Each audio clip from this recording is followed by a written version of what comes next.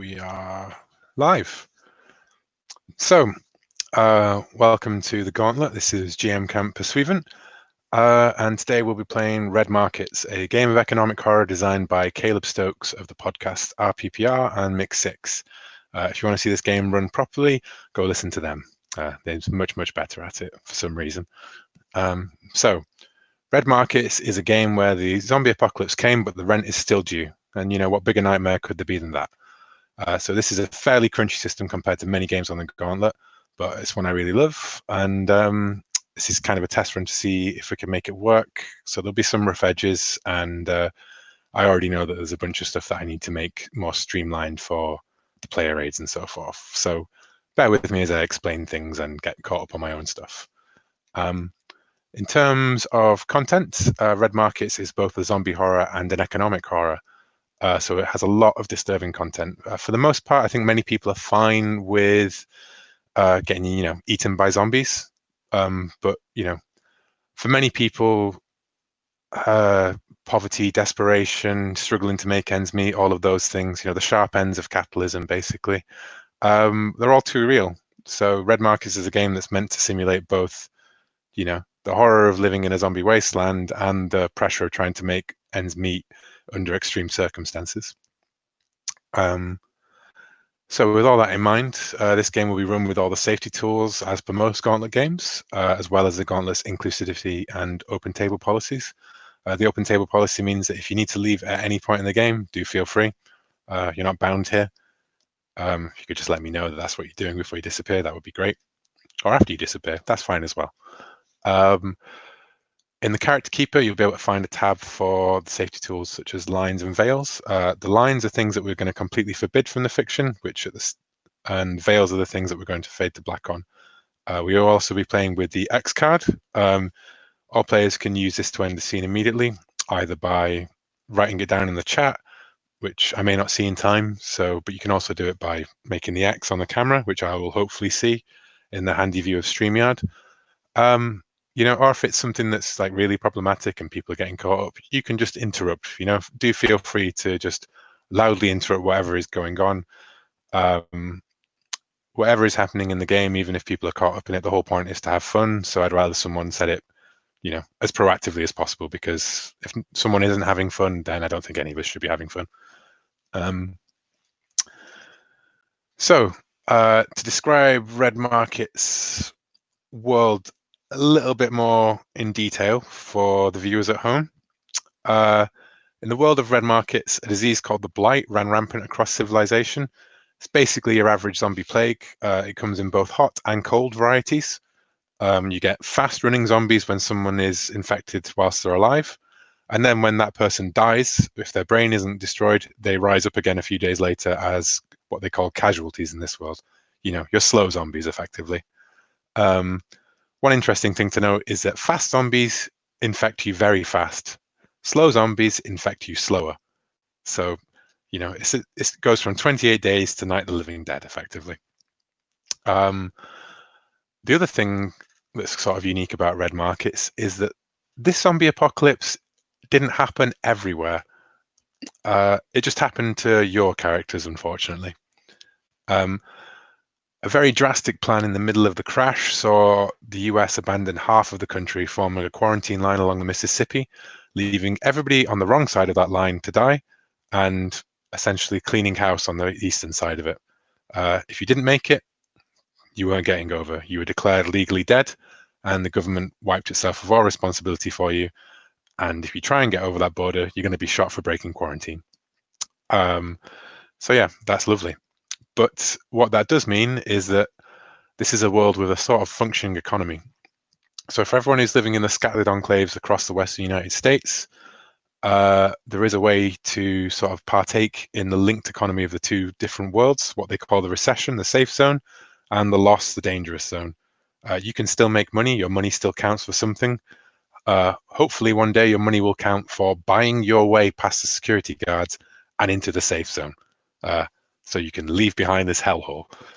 The players all play what's known as a taker, which is essentially your average adventuring party. You're a group of freelance problem solvers, raiders, scavengers, whatever it takes. You go over the walls of your enclave and you do what it takes to bring home the bacon. You could live out a subsistence life as a guard, or working on a soy farm somewhere or something like that, and you wouldn't have to face so much danger. But everything's for the taking out there as long as you can survive. So you are kind of like Robin Hood style figures to some people, / Mad Max figures to some other people. But mostly what you are is hardworking freelancers, really, at the end of the day. This particular session of Red Markets is going to take place in Colorado in an enclave called Trabajo, which is Spanish, I think, for job. And this was a former rail yard and meatpacking factory north of Denver in the town of Greeley. It's about, I think, a 1 hour drive outside of Denver. You don't want to go to cities. That's a very bad idea. So enclaves are usually found sort of around the outskirts of these. Trabajo's unique feature is that it is the base of the last running railway in the Loss. It's a trading hub. It's a mechanical powerhouse. Expertise comes out of Trabajo and helps other enclaves. And all across the region, people are connected where they wouldn't normally be by this railway that has been basically kept up and running over the 5 years of struggle. It's also the one that's featured in the original podcast series that the game comes from.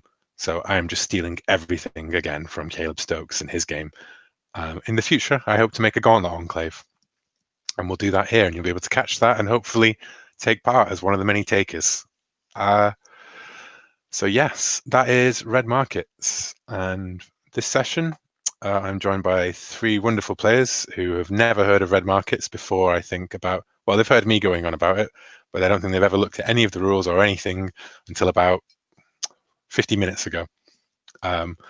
So yeah, I'm going to try my best to explain things to them as we go, but I'm sure they'll do great. So let's introduce our cast in character keeper order. So Chris, if you'd like to introduce yourself and your character. Yes, so I'm Chris, pronouns he, him. So I'm playing for the Gauntlet now for like almost a year. I'm from Germany and I'm very excited to be part of this game facilitator camp.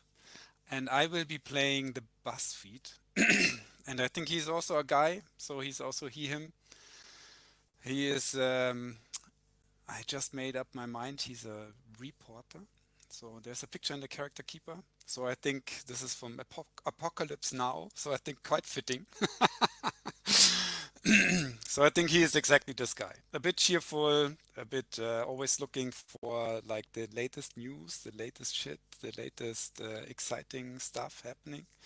So I guess he is the one, looking for jobs, looking for things that we need to do.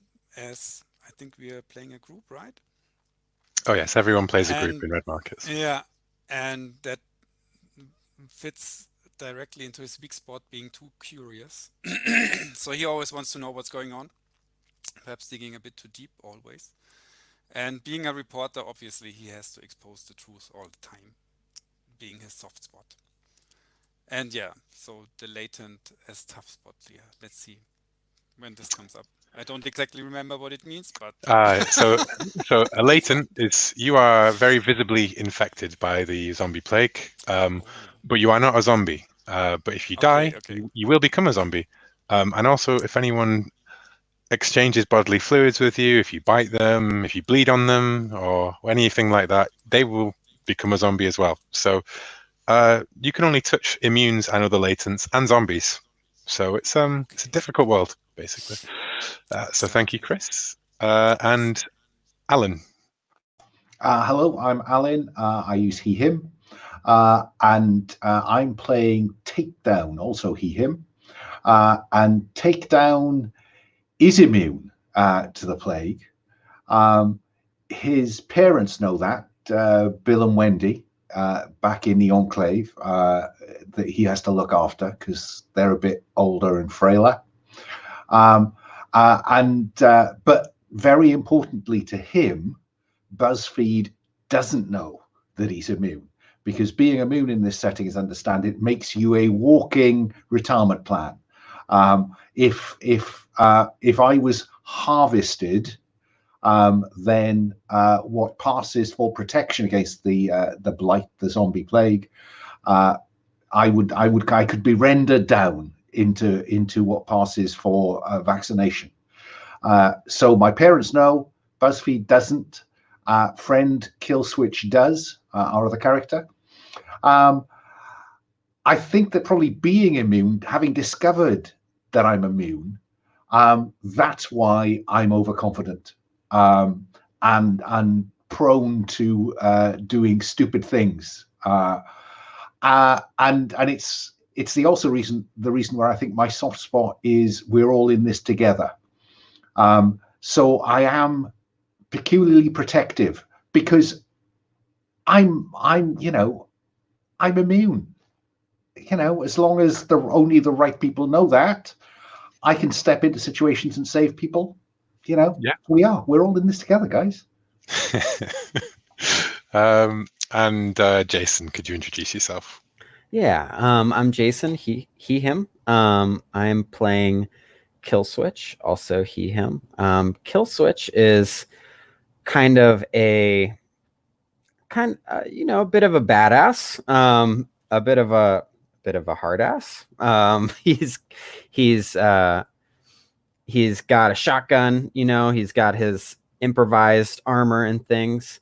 And he's a part of this cult called the Black Math, and their kind of main drive is that everyone, there's this number of zombies, of infected, that everyone needs to kill in order to kind of even the score and in order to kind of balance the equation. So that can get Killswitch into a lot of trouble in situations where maybe there are zombies that maybe we shouldn't be killing, maybe we should be sneaking by, things like that. My weak spot is that I'm vengeful. I've yet to determine what I'm vengeful for, but I'm sure that there have been many dark things that have happened. And my soft spot is suffer not the little children. I do have a daughter who's alive that I'm supporting, and she's the reason that I do these jobs, and I'm trying to get us out. So just for the benefit of our audience, but the weak, soft, and tough spots that everyone revealed about their characters aren't just role-playing guides. They are also things that they can call upon to regain will points to allow them to reverse bad dice rolls or to boost good dice rolls into critical successes. They are also things that I can tempt them with to get those willpower points back. So, if there is a child who is going hungry, maybe, or is being bullied by someone, maybe Killswitch is going to go over and, beat up the guy who is harassing the child. Of course, then he's going to draw attention from the guy's friends and that kind of thing, effectively. BuzzFeed, of course, has got that wonderful "I'm too curious and the truth must be out," which is, I think, one of the better ones for sticking your nose in too deep where it doesn't belong. But yeah, with all that out of the way, I think we're on the hour from when everyone kindly sat down to listen to me ramble on about red markets. We should take a bio break, perhaps. 5 minutes, 10 minutes, what would everyone like? 5? 5 is good. Cool. We'll do 5 minutes and we're back at 5 past the hour, and then we will go find a job. Cool. See you guys later. Thanks.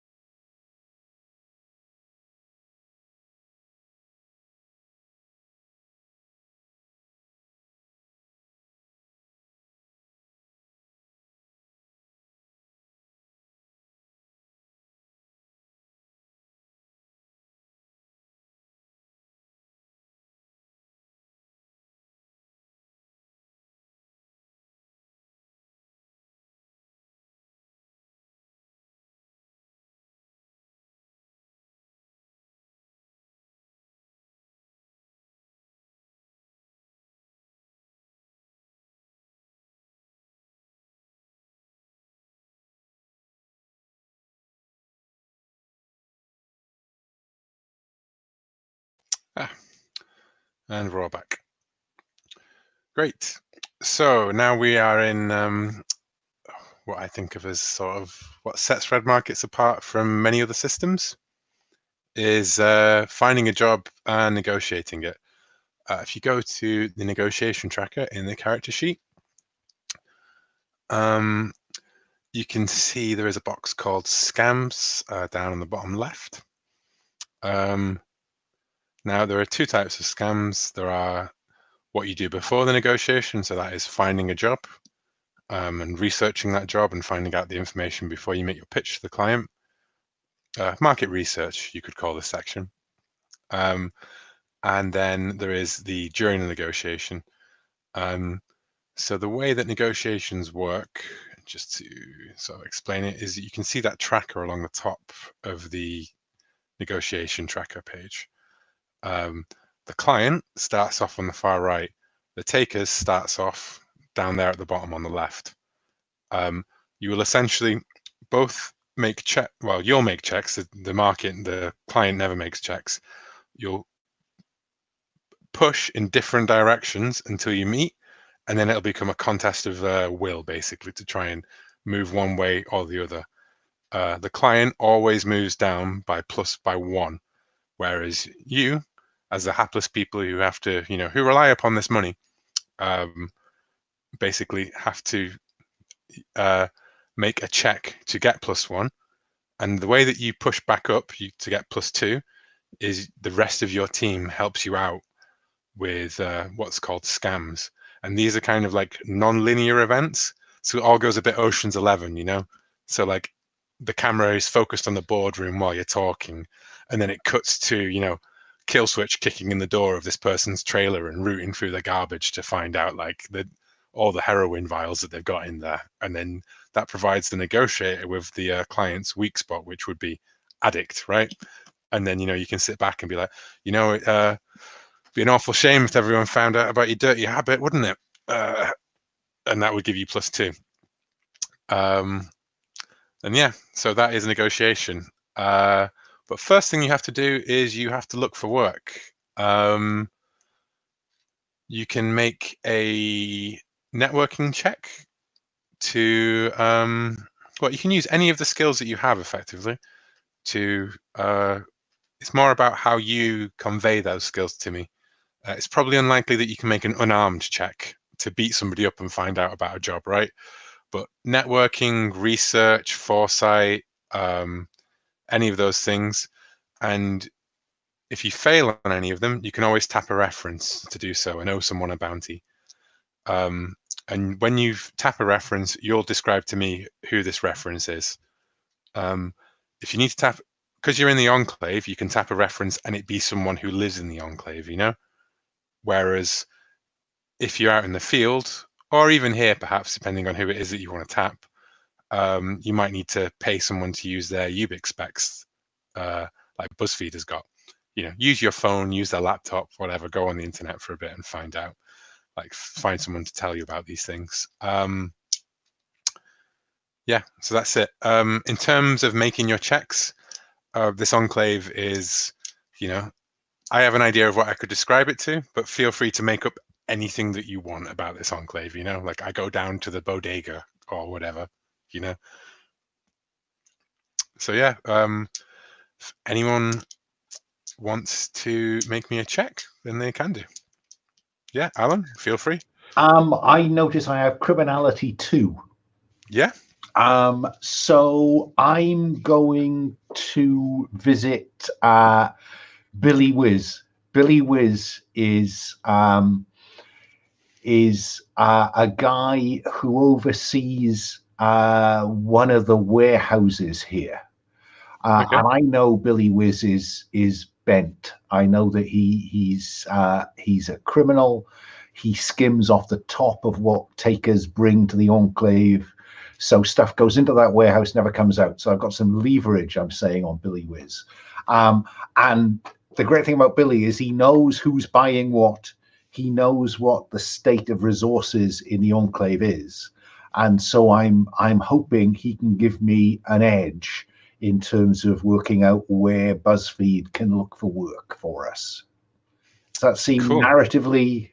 That seems more than narratively acceptable. In fact, why don't we make your criminality check is something that you have stolen and you're taking to him Okay.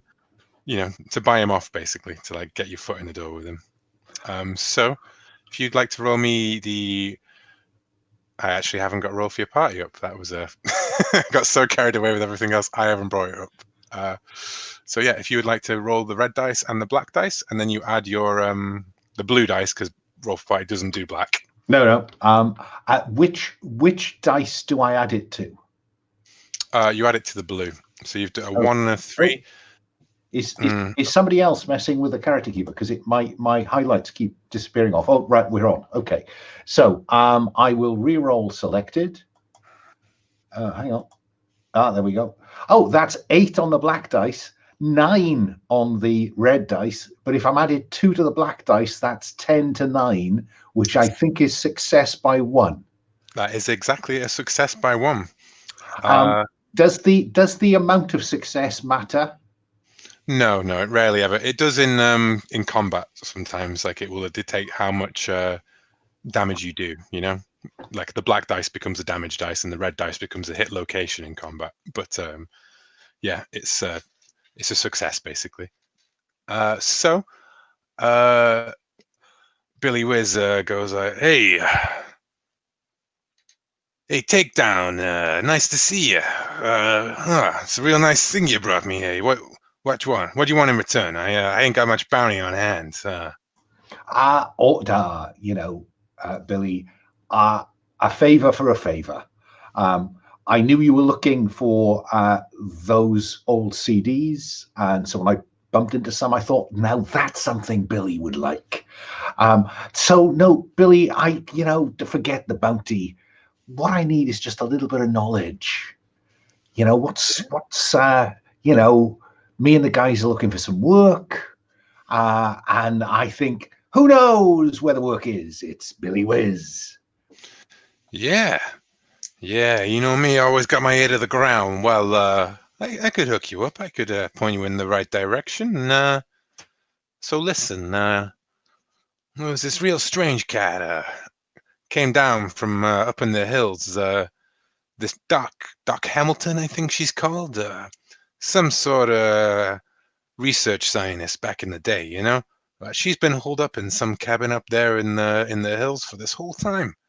And she's come down a trapper hole just this week looking around for someone to take some work off her. She says she's doing, this is the real crazy part, right? She's researching the casualties. Can you get that? She says something about like, flocking behavior and migration patterns and so forth. Got a job, right? Yeah, any job in a storm, Billy. Yeah, and you know what I say? The good casualty is the dead casualty. Yeah, I hear that. Anyway, you take care of yourself, Take, all right? See you next time, Billy. And Billy runs off as fast as a Beano character by the same name would go.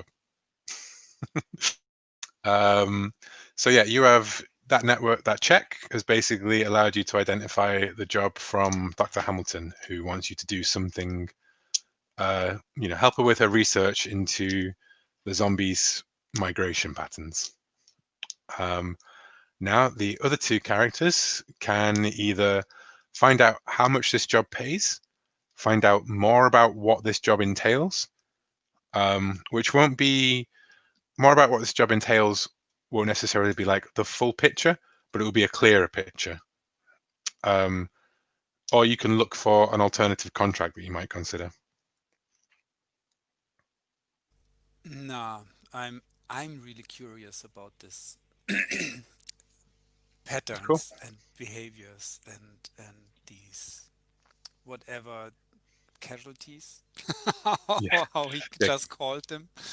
So I You can want to call them find zombies. zombies. Yeah. Yeah. I'm really curious what this job is really about, and I want to try and find out find more out about this job. So Okay. I think, I'm a reporter. I know guys. I think I know a lot of guys. and probably, I don't know. I think there will probably be information brokers, people like this. Yeah, sure. Perhaps, So that sounds perhaps like a networking check, maybe. like a networking check. So I think there's Yeah. this alley, which I'm just making up. Um, and she is into like rumors and selling not like big information, but like things she heard, overheard in like restaurants, cafes, on the street, anywhere, everywhere. Yeah.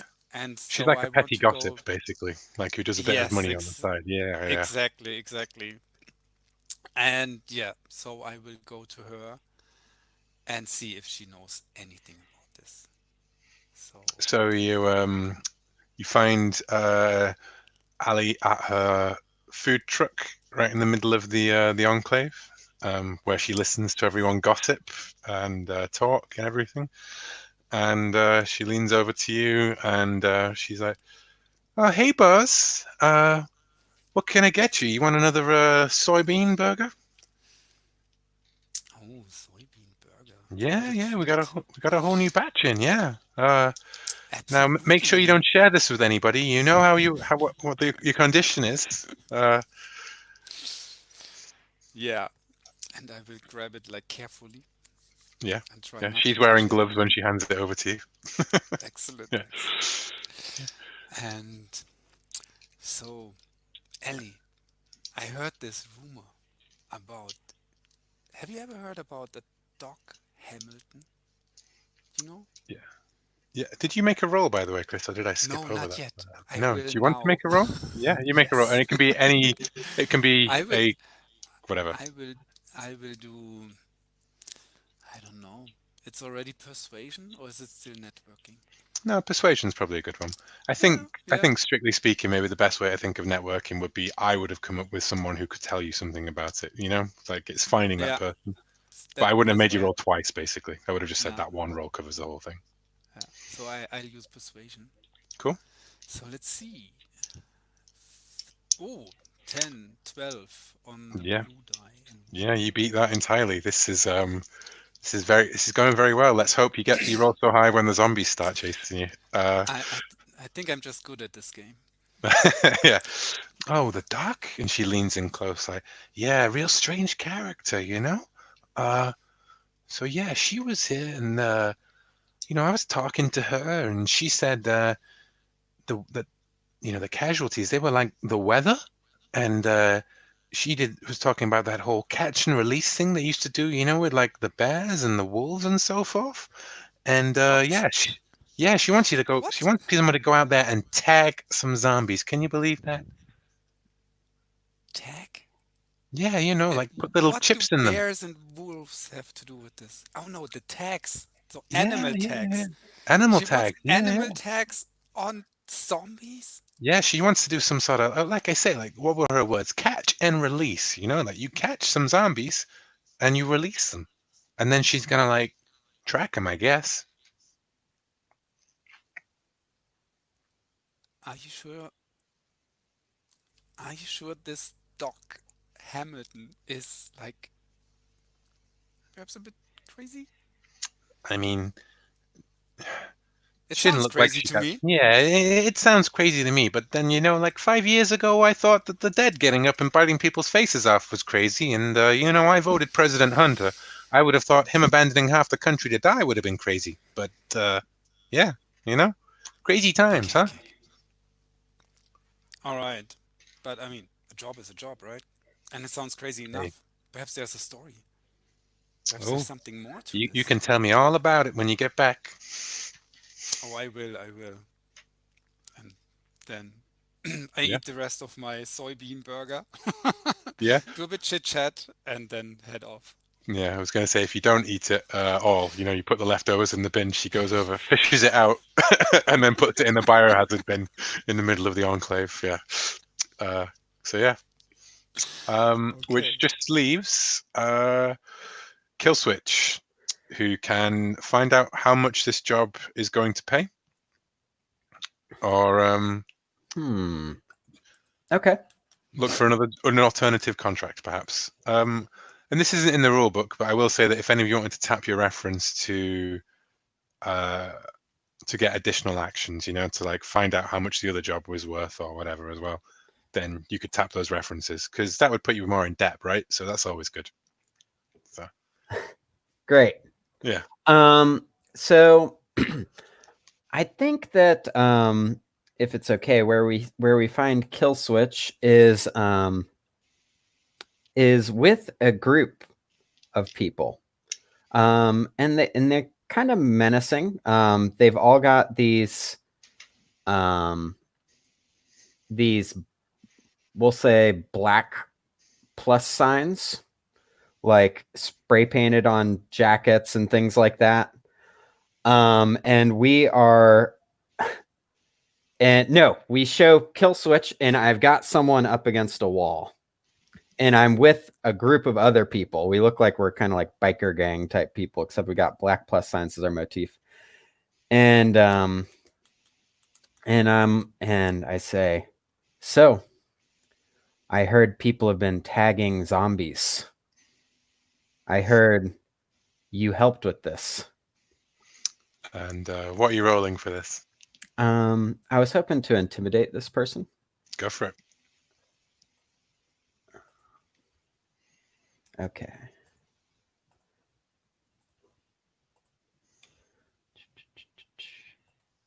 Oh, I don't know why I put Joachim down as your name. That's okay. Okay, so I have +1, so I have 8 versus the 10 on the black die. We get the first failure.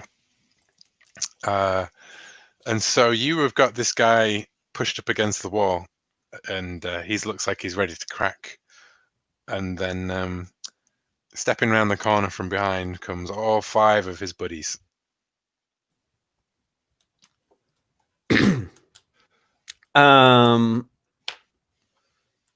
Yeah. And just to clarify, in this game, there is no like I then take them on in a melee fight kind of thing. Right. You failed the intimidation check. You're not gonna. Right. Now it's basically tap a reference. So which would be, you kind of you get away this time kind of thing. Or you could pay him, but you could have to pay him for the money instead. Like, hey, it doesn't need to be rough. Like, I was just going to give you some money, and he'd be a reference that you tap. Interesting. No, I don't think Kill Switch is gonna go down like that. I think that I just kind of look. I just kind of let my arm down. I'm like, all right, well, and I kind of dust them off, and I look at them, and I'm like, well, looks like we got to be going, and we just kind of walk away. Yeah, that's okay. So you know about this one job. You know it is Professor Hamilton, and that she is looking for a crew of takers to undertake the work of catch and release on some zombies. Can I spend some resource to get an extra roll? You can not make an extra roll, but you can owe a reference, basically. So you will owe that reference 1 bounty. Okay. Where should I make a note of that? So if you look on your character sheet, you have references underneath your dependents. Oh, so I do. And then you just type in a reference there, and you mark them as needy in the box to the side. Okay. And you come up with whoever this reference is, or I will tell you who the reference is if you want. Well, I'm typing Joe the Fisherman. Joe the Fisherman, nice. And Joe the Fisherman is the face of another group of takers. Okay, yeah. I don't know if you have some taker groups fleshed out. I mean, I've got a couple, but now I have a whole fishing themed taker group fleshed out in my head, who are the cunning anglers. Okay, so I'll mark him as needy, and in effect, what I want to do is to research the competition. Yeah. And what I'm trying to do is to work out exactly what I'm now wondering how I do this, given my skill set. Oh, you don't need to make a dice roll for it. Right. Okay. You're owing Joe the money, basically. You're paying him to do it, whatever. And narratively, we might do that as like, oh, you already owed him some money or whatever, right? Like it's just all fits into the mechanic of you owe this guy, effectively. Okay. Because I want to know how many other people. I beg your pardon. How many other people? How many other taker gangs are already sniffing round? So you go for a beer with Joe the fisherman down at the canteen, or you bump into him somewhere, and Joe's always got his eye on whatever all the competition's up to, and Joe says, "Well, this ain't our kind of job. We like to not get too close to the dead, but I hear those guys and those crazy boys in the luchador mask, the Mexican wrestler folk, the luchadors, I think they call themselves, crazy guys. If they weren't all latent, they must be immune because they like to wrestle them. Can you believe it? But yeah, they're I heard that they were looking at this job. You know what they're like. Anything that gets them close to the dead, they're willing to take." Thanks, Joe. Yeah, you're gonna make it worth my while, right? Oh yeah, Joe. You know me. I'm always good for a beer or two. Yeah. All right. Well, good luck out there. So yeah. So you know that the luchadors are looking around at this job, and what that means in game effects is that at some point in the negotiation, the client can threaten you with an undercut, which you would have to resist. Which is basically, the luchadors will do this cheaper than you're offering. Why should I go with you? Or like they're better than you, effectively. If I hadn't just done that, would that have meant the undercut couldn't happen? No, it would mean that the undercut could happen, and I was going to be generous here and not have a competition, but you asked for it, so I reintroduced them back in. But it would mean that you couldn't use one of your scams to sabotage the competition. So yeah, so now a player, because we wouldn't know who they were. Exactly, yes. So yeah. And now we move on to the negotiation tracker part of the game. As BuzzFeed goes over to the trailer that Professor Hamilton has driven down to Trabajo from her mountain research lab. And if you look at the negotiation tracker, yeah. So if you look, the first thing that starts any negotiation in red markets is a leadership role, because this dictates the number of rounds that the negotiation will go to. So if a lower one means that you won't get enough chance to push it higher, but then necessarily a long one will also mean that you might run out of things that you can do. But if you fail this check, then I will do it in secret, so you won't know how many turns you've got left, so you won't know what the tactical decision is, potentially. So if Christopher, if you would, it will also, leadership is also used to end it, basically, because essentially what leadership is abstracting is your ability to control the flow of the negotiation, So yeah, if Chris would like to make a leadership check, I think that'll set the tone for how Professor Hamilton speaks to you. All right.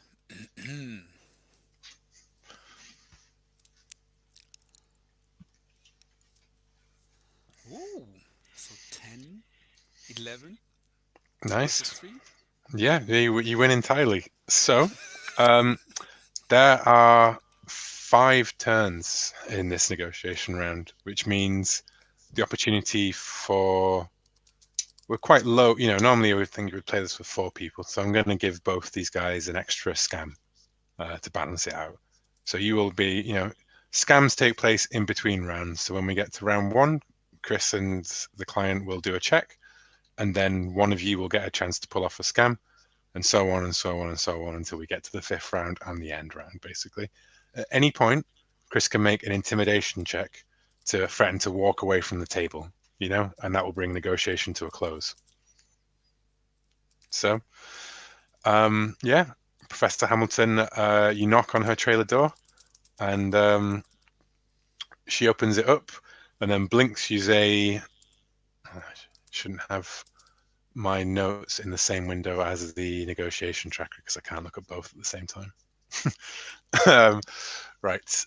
Yes. So you see Professor Madeline Hamilton, a woman with thick milk bottle glasses and frazzled ginger hair, and a very scruffy-looking research coat. She looks relatively well fed for somebody who's been out in the lost for so long. And her trailer is filled with radio equipment, cameras, tracking equipment, and computers. So she's doing pretty well as far as resources goes for exactly what she wants. And she blinks. She opens the door and sees a latent stood there in front of her, and she immediately takes a step back. And she goes, hello, Mr. Just call me BuzzFeed. BuzzFeed, BuzzFeed is right. good. Oh, you're a taker, right? I think I heard your name. That could well be. I mean, I'm also a reporter, you know? I do Oh. investigations, I do stories. You might have seen Hmm. me on, the internet somewhere. And Have you while I speak, I written for will I New will peek. Scientist? I did what? New Scientist? Nature? You work for any of those? Nah, I don't do scientific stuff. I do pop culture, I do exciting things. I do My research dangerous doesn't things. really allow time for that. So much work to be done. Ah, So much okay. work to be done. Are you here about the job? Yeah, I heard about what you're doing or what you want people or what you want takers or what you I think we can help you. Anyways, Yeah. I mean, it looks like you have some amazing equipment. Is this like this new radio that they just got out to the market? How can you and I I'm have very how can you afford this? so what we can so just to break out into what you can do, right? Is it's summarized in negotiation skills in the box there, right? Um, Mm-hmm. you use persuasion to move one up effectively. Um, you can use sensitivity to learn the client's weak, tough, or soft spot, which will then you can use that in your negotiation. But if you use sensitivity, you won't be pushing up. So your place on the Okay. tracker will stay where it is. Your teammates will have a chance to learn those spots in the flashback style things. So, what is your pitch to Dr. Hamilton? It can be a lie or it can be the truth. You know, as a latent, you've got a decent sense at saying, well, I'm already infected, I'm happy to get close with the zombies, that kind of thing. But it can be anything. Oh, absolutely, absolutely. I mean, I will. So my idea was to like sweet talk her a bit, and Yeah, then my pitch will be exactly this. I mean, who else but me is made for this?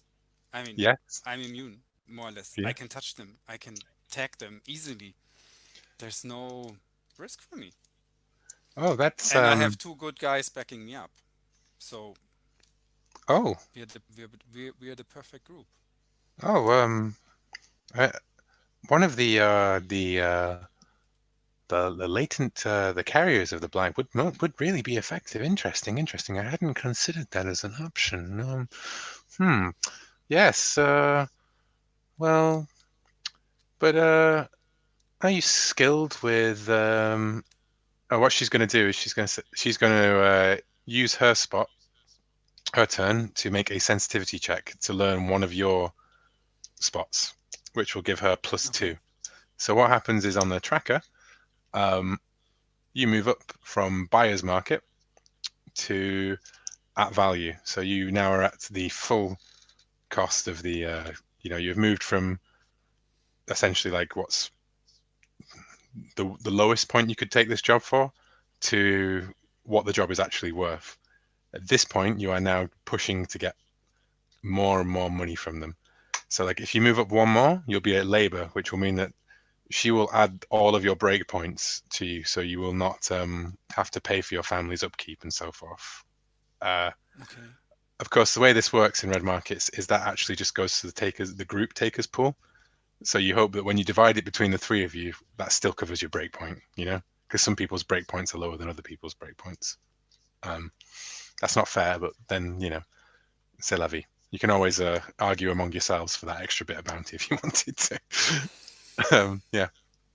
And so she uses hers to troll her memory, and she says, "Oh, yeah, I." Oh no, wait, so we've cut that. We cut to one of the other takers.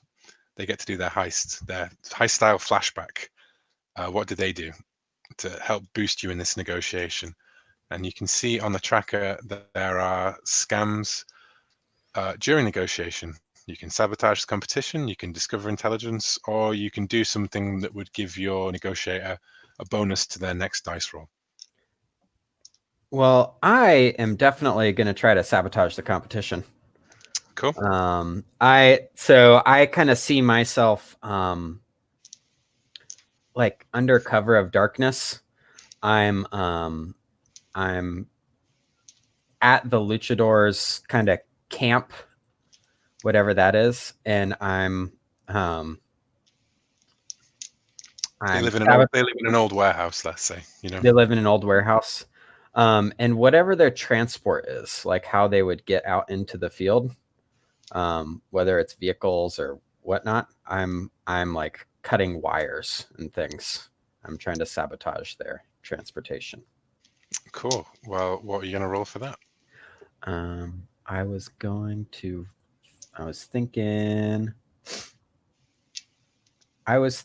thinking either stealth or criminality.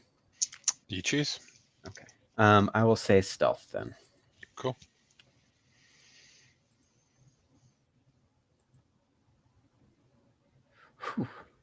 So +2, so 6 versus 3. So nice.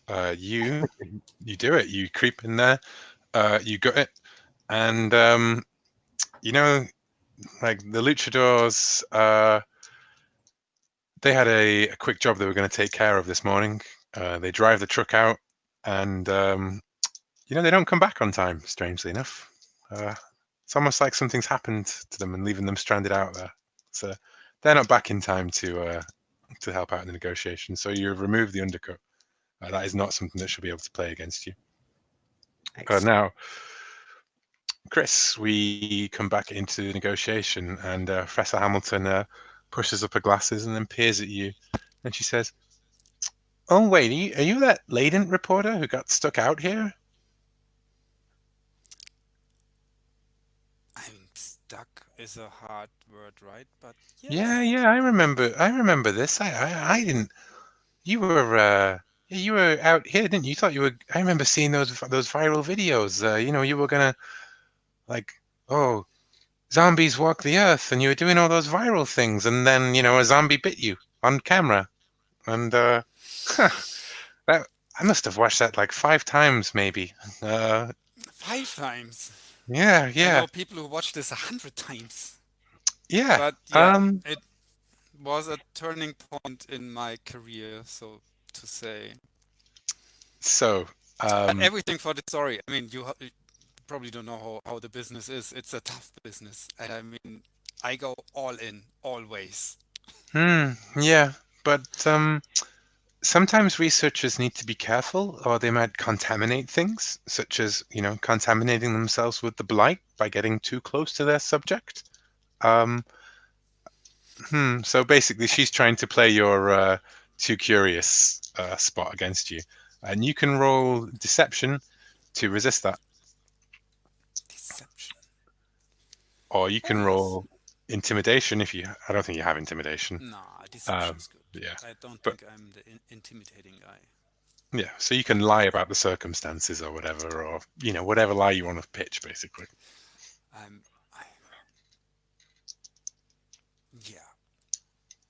I think I just tell her. I mean, yeah, it's You gonna need be. to make the dice I roll as well, though. Yeah, I will. I will roll. I'm just technical difficulties. Hold on. 3. I have 2, I'm so it's afraid 5. ties go to the market. Immediate, even Um, without the is it modifier. is it possible to have a scam that will help him out?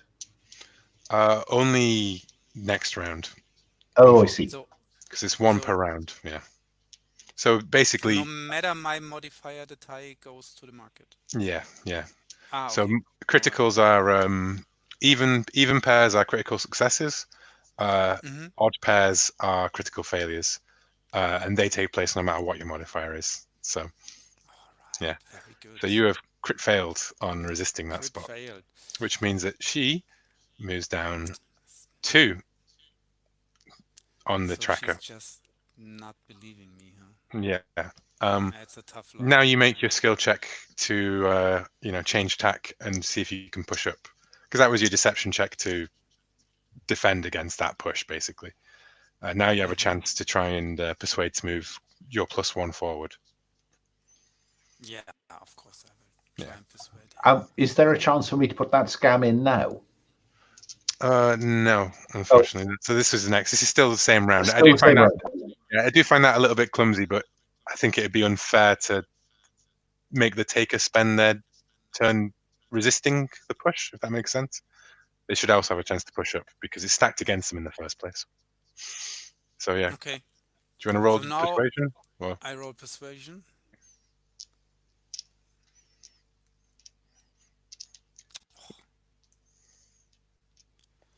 I can see you moving the dice around. I Yeah, always do yeah, this yeah. as I'm well. sorry. Yeah. No, Terribly sorry. I So always do this. 4, 3 persuasion, 2.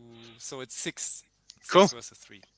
cool. So you still manage to. You don't do such a bad job of it that you lose all face. You are still able to move up, but now we come to the point where it is pushing basically against each other. Until the very end, you can't occupy the same space. So you'll have to get a +2 to move her from where she is, essentially. She will always have a Okay. +1. So Um, this Now was it's turn now it's Alan's 1. scan. That was Yeah, yeah. turn 2. so yeah, Turn 2 already. so yeah, I want to we cut to Takedown, rummaging through all the stuff he's collected, scavenged, that up till now he's considered just rubbish. Um, and in that pile of rubbish is a copy of Nature with an article by or Scientific American with an article by Dr. Maddie Hamilton, or that's what he thinks it is. Let's determine if that's true. So rolling with 2 scavenging.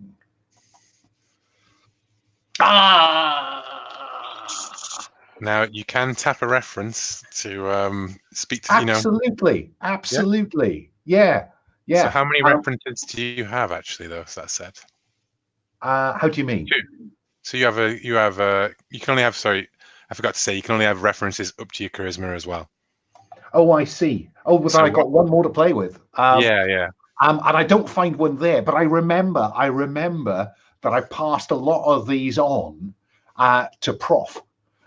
Prof is the Enclave's teacher, and I remember shuffling a load of this stuff on to Prof.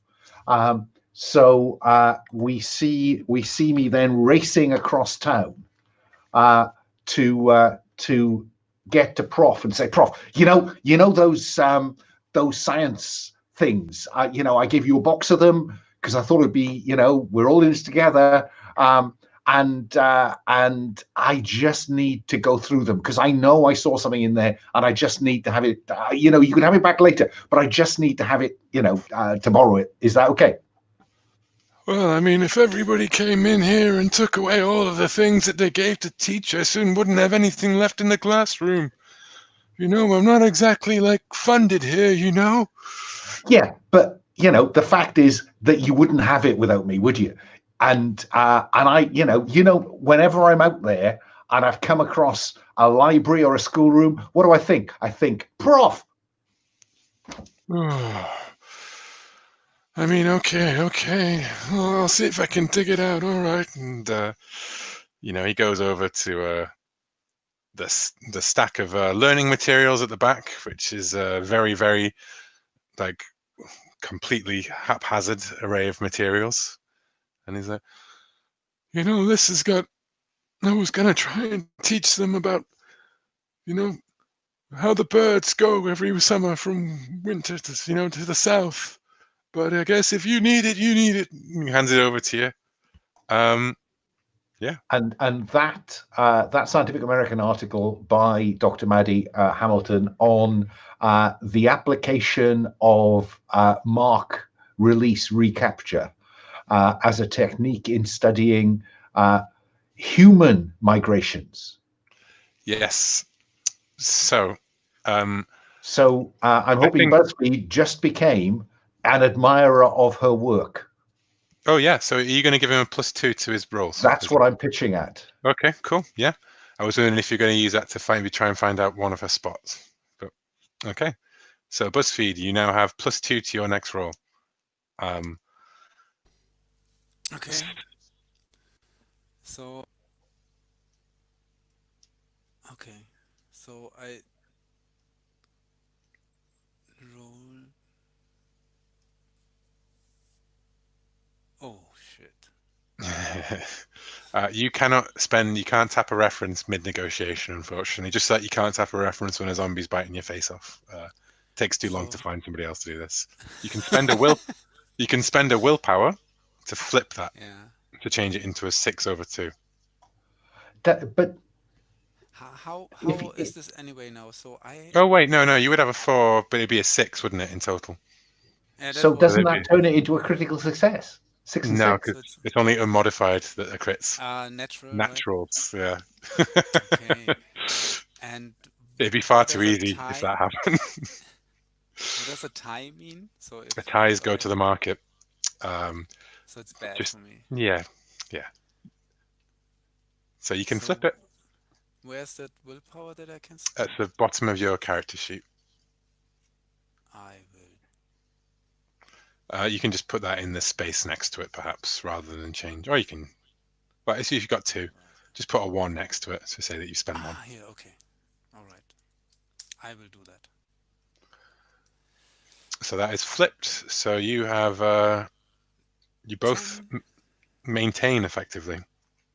No, in fact, what I'm going to say is she's going to use her sensitivity to read another one of your weak spots, which is exposing the truth is what she's going to read from you this round. So you push her back 1, and she goes up to hazard pay as her next spot, and you go up to 100% markup, which means that you will get double the cost of the job before labor. So yeah, you don't double the break point that you added to it, but you get double the money that you were originally offered in there, which tends to be the sweet spot for take a cruise effectively, but yeah. So now we are back to another scam. Jason? Yeah. So are we? So is this basically we're doing like time jump type things? Yeah. These are all take place completely before the negotiator ever walked into the room. Wonderful. So I would like to do another job where I am basically I'm the trash. I'm going through her trash. Yeah, go for it. I'm trying to find stuff about her. Go for it. Okay. So I'm thinking either, I guess, criminality, scavenging. I'd say either of those could work. You get to choose.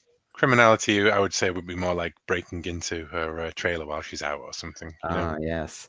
Okay, I'll do scavenging then. So that's a +1 for me. So let's see. Cool. Okay. What did you get? I got a 6 over 4, so you succeed. So what you find in her trash is you find some.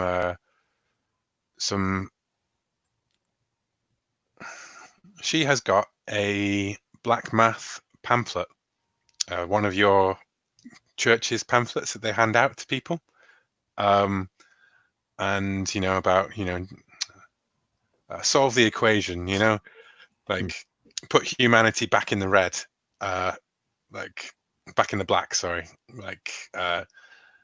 and it's espousing the need to hunt down the undead and to dedicate your life to balancing those scales. And she has written in the side notes all across it in very angry writing, like waste of samples, like none of this will work. And you can see that she has got a screwed up piece of paper in the bin alongside it where she's tried to write a rebuttal to it. And so what you have learned is her tough spot, which is, please, sir, no headshots. She thinks of the casualties and zombies and all of the other things as a new form of life to be studied and respected and to coexist with. We don't understand the blight, so to destroy it is wasteful. So she despises black math. What a heretic. Yes, exactly, yeah. Ugh. So Chris can use that in his negotiation. I would imagine this is probably going to be a deception check since he rolls with a member of Black Math who would really love to kill it. By the way, when it comes to catching and releasing zombies, you're going to have to make self-control checks, not to just kill them. Okay. So yeah. So Chris, you know now her tough spots. And okay, so I will use this information obviously in my negotiation. And I think it is deception, right? Yeah, it could be deception, yeah. I would say that's probably the most likely one, given your crewmate's literally what she hates. Yeah, I was shortly thinking about persuasion, but it doesn't really matter. I have the same thing, and it's probably more deceiving her into believing, or deceiving her, into believing that I'm on her side. So that's what I'm trying to do. Yeah. So I roll with this newfound information. So really all it is you just make a normal roll as per normal. Yeah. But you have to incorporate that information into what you say to her, so it's just it's more like an RP challenge for the user spots than it is anything else. Okay. Should I roll first? Yeah, roll first, because then it dictates how badly you say it, right? Like oh, that's the same thing again, isn't it? I guess. Yes, that's a critical fail. Which luckily at this point of the game does not have any worse aspect than a normal failure. Although that is maybe one of the rules that I'm thinking of tweaking. These zombies are a new life form to be extinguished, right? That's probably slipping my... yeah. Oh, did I say this loud? Oh, shit. No. I would have thought that as a Leighton yourself, you would understand that we really need to understand the blight and how it affects people and this new form of life that's spreading across. I mean, we need to discover the truth about the blight. I thought as a reporter you would be all about finding the facts. How can you find the facts if you kill all of your sources? So what happens there is, in mechanically, you got a +1 for the spot that you tried to play, but you failed on your thing. But she had a +2 because she played one of your spots. So what happens is you move down one space because you both can't occupy the same space, which is better than she would have if you hadn't had that spot, you would have moved down 2. So yeah, Okay. and that is the 4th round. So now we are on to Alan, the final scam for the evening. Yeah. So can I reuse one, or am I left with? Oh no, we've used all 3, so we can double them up presumably. Yeah, you can reuse them. There would be situations perhaps where you would have maybe more than one competition, like more than one crew looking in on it. But that's more for like when you've established a world of like competing crews and so forth, rather than just I'm going to drop some random group of people on top of you. You're Okay. probably looking for us looking to find a spot or to support his next dice roll. Okay. Let's cut to shortly after we decided to go after the job, and Takedown is watching her trailer and watching for when she leaves. Mm-hmm. And then he's going to break in and take something she needs. And then BuzzFeed can deceive her into believing that we will throw in that part that she's short of, because she's got a lot of tech in there, and she's going to have noticed this morning that part of it didn't work, or at least that's the plan. So you're going to boost his dice roll then? Well, actually, I suppose. Yeah, I suppose I was. Yeah. Yeah. Oh, I mean, is that mechanically? I'm not clear. So mechanically, discover a spot seemed to be. Was that an automatic benefit? Yeah, that was an automatic +1. Okay. Yeah. In which case, yeah, I'm going to discover a spot. I'm assuming that she has a spot around the value of her research, and I'm going to take something vital, not the actual notes, because that would require BuzzFeed to threaten her with burning the notes in front of her if she doesn't come across with them, and he's not very good at intimidate. So it has to be something that he can lie about. Okay. Yeah? What are you going to roll? I'm going to go with criminality to break in and find something about her that he can leverage. Okay. That's a yeah. 10-8 becomes 12-8. Cool. So you for my succeed in break-in. that. And I think that what you take is It occurs to me I don't have to take anything, do I? I just need to have to find out something that reveals the spot. Yeah. So to give you an example from the skills that I'm looking at for takedown, you could have used sensitivity to be like, you bump into Professor Hamilton, you have a chat with Professor Hamilton and read her before you do those kind of things. But so we'll go with the stealth one though, because that's what you did. So or criminality, sorry.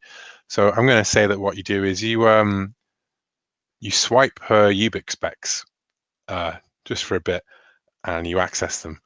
So you've stolen a phone, and now you're going through it. And what you can see is this is going to be her soft spot. Loves a war story. So she survived the crash by complete isolation. What you find on her phone is that she is going through all of the forums, all of the media, all the chat, and she's like always asking people, like, what was the crash like? What did you see? What happened here? So she loves a war story. She thinks of it, when she talks, she says it's just gathering data, but you can tell that this is someone who, so this stuff doesn't bear any data, any scientific value. This is just someone who didn't see the fall of civilization and is now asking, the survivors what happened. Spin that story, Buzz. So yeah, Okay. we come back into that, and yeah. So you tell me. I'll let you decide what you want to do. Okay. So basically, what I want to do is I want to tease her with this nut yet aired interview of like this survivor who was there for, you know, all of it, and he experienced a, you know, gruesome time, and it's horrible to watch it, and I try and yeah, lure her into this thing and basically soften her up. And Yeah. So you know, she yeah, pushed with your work, you know, before. So perhaps you're like, you know, I understand the importance of finding truth and facts. You know, like I spoke to a man who was right there in the middle of downtown Denver when the blight broke out in the mall. And yeah. yeah. So do you want to make me was it a real Yeah, thing or is it fake that you? I think it'd be real that you have this. So I you could think be it's a a bit. real thing. I Yeah. mean, so I think, yeah, so I roll Hope you don't get 3-3 again. Oh, 5-6. But no, but you passed that so because it's 7-6 really. 7, 7, 6, yeah. Yeah. So you go Yeah. 2, which would push her up, but what she has is her ace in the hole, which is what's something called a gift spot, basically, which is essentially where she's going to give you something that if you take this job is going to be yours for the keeping. But it's not something that you can resist, unfortunately. Even if you don't need it, they know how valuable this would be to sell on effectively. So it's essentially sweetening the deal for you. So you move, she's pushing down 1 already, and you're pushing up 2, which would ordinarily push her back. But what she says now is she says, "Oh, fascinating, fascinating. I would love to see that. Oh, uh, yes, that would be great. Oh, listen, you're the only Latent on your crew, right? Yes, I suppose. None of you are immune. No. Oh, well, Why? well, I must admit that, and this is the reason that I can't go out and do this myself, is I do not have the skills to catch and release such large predators. And we know that as yourself knows, that the cost of a single bite, the infection is very virulent. But I do have, and she rummages in a bag and she pulls out a vial of suppressant, which is the drug made out of the immune's bone marrow, which you can inject yourself with, which will immediately turn you into a latent. The closest thing to a cure or a vaccine that anybody has. It's very, very valuable because otherwise a bite means a bullet, generally speaking. It says, I do have this for my research, any research assistants who go out into the field. I wouldn't want to send anybody out there without due protection. All right. So that's on the table. Okay. So basically, you both stayed where you were because she did too, and you did too. Which means that the cost of all of this is going to be labor or 100% markup. And what decides this is a leadership check. If you pass your leadership check, you go up to where she is. If you fail the leadership check, she comes down to where you are. Okay. So, All right. So, No pressure, Buzz. nah, easy, right? Leadership? Do I? I have leadership. Okay. So, final roll. final roll. What? 10 over 1. Easy. Yes, nice. So you move up, and you now have double the cost of the job before labor. So that works out as it is 12, the original cost of the market, like what it was before you started negotiating. So now that is up to 24 bounty because it's doubled. But then you also get to add in your breakpoints, which if we look is, how much is that? That is 4, 8, 11. So now we are at 11 on top of 24. You're at 35 bounty for the job. That is how much you will all get, which you may notice if you look at your combined total upkeep, is just a little bit of profit for the whole thing. Basically, you are essentially earning 3 bounty. So you are earning, yeah. So I will just update the thing, but that is the job. What she will also, though, offer you is she's going to give you some RFID tags, essentially, that you need to clip onto these zombies. If any of you had the crossbow skill, I would have given you this attached to bows and arrows that you could fire into the zombies, but sadly you do not have those skills. So what she's given you is RFID tags that you can clip onto the zombies, like a gun, like a little, it'll embed it underneath the skin of the casualty. You need... How many of these do we have to actually deliver? Yes. And I have to say, Buzz, I'm just thinking, how would she know? So actually, now that you've accepted the job, she can reveal to you that there are a specific group of casualties that she wants. Because what she wants isn't just to tag some casualties and let them wander around. What she wants is to catch and release into a herd. There is a herd of casualties. They stampede across the loss, like, being tagged and moved around. Basically, they're so big and they're not very fast.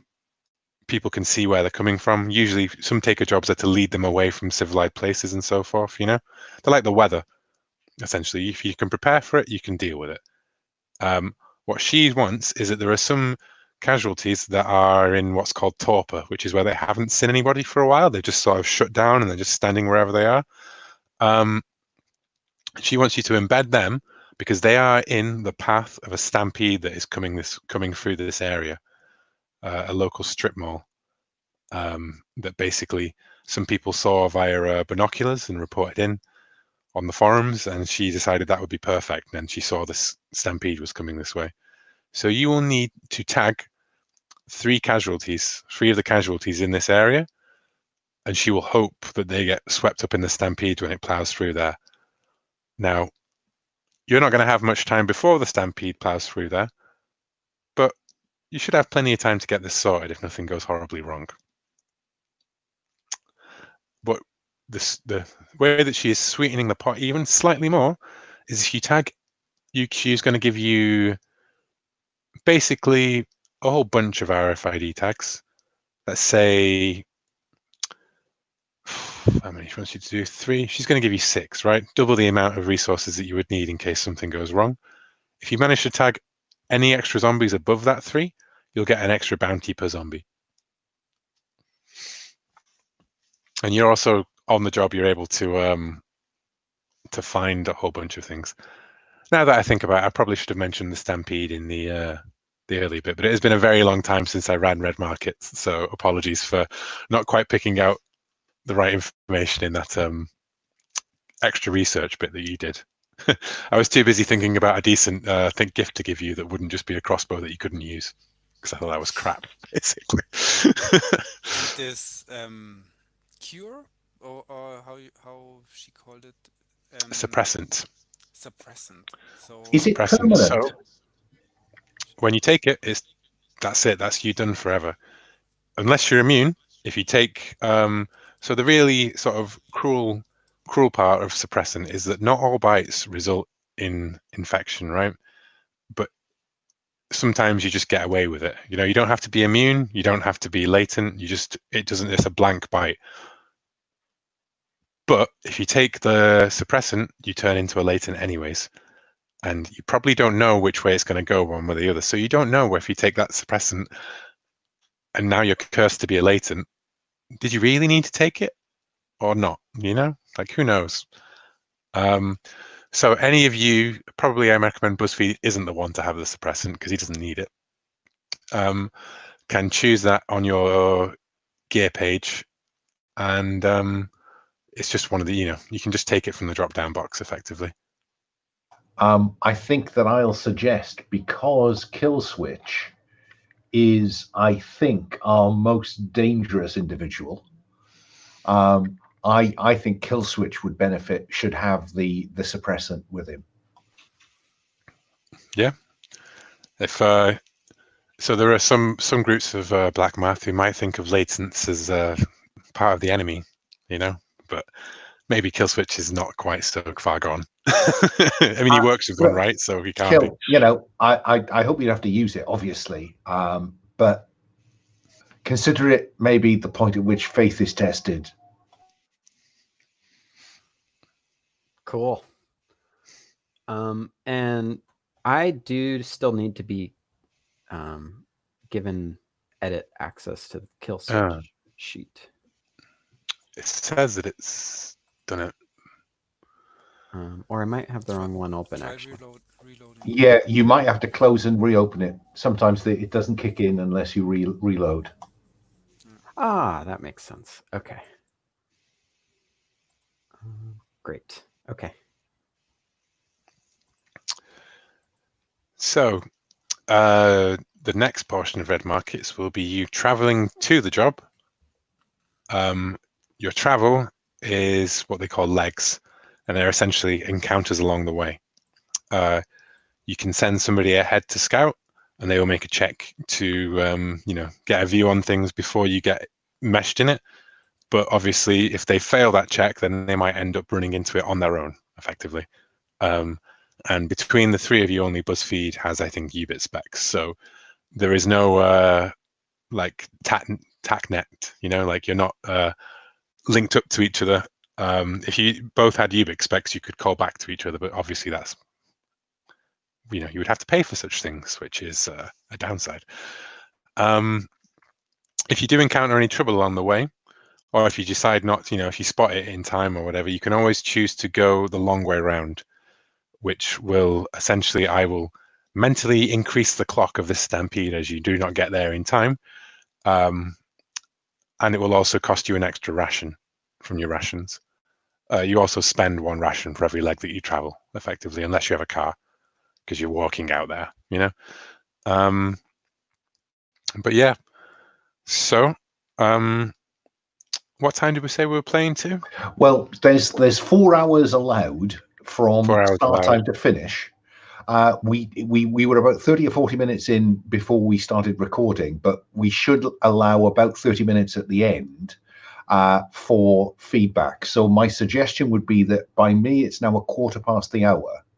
Yeah. I think you should be looking to wind up 1/4 past the next hour. So that gives you 15 minutes to tie up loose ends by 1/2 past, which 8:30 in our time, Will. Yeah. Wait, Yeah, so we're until 10. because- We're until 10, but we want to finish at 8:30. Well, we started at 5. Our Yes. time. Yes, we started at 5. Sorry, I'm getting So it we're confused because until we're meant to be. Yeah, 9 GMT. No, So makes my sense, suggestion would be that you need to finish at 8:30, and therefore give yourself some time before 8:30 to kind of either epilogue us out. Yeah. It doesn't look like we're going to get completion, or if you think you're close enough to bring it to a conclusion, and you might want to warn us with 30 minutes to go that you might hard frame us. Yeah, makes sense. Necessary. No, that's good advice. Yeah, I'd actually, like, in my head, I was like, no, we started at 6 till 10, but it's 5 till 9, isn't it? Because we're starting earlier tonight for things. So yes, cool. So let's do at least a leg, and then we'll see if we need another bio break. Or do you need a bio break now? Anyone? I'd quite like a bio break before we leave the Enclave, because the facilities out there in the Blight are not good. Cool. 5 minutes. What does people want? 5 would work for me. 5. Cool. Be back in 5 then, guys.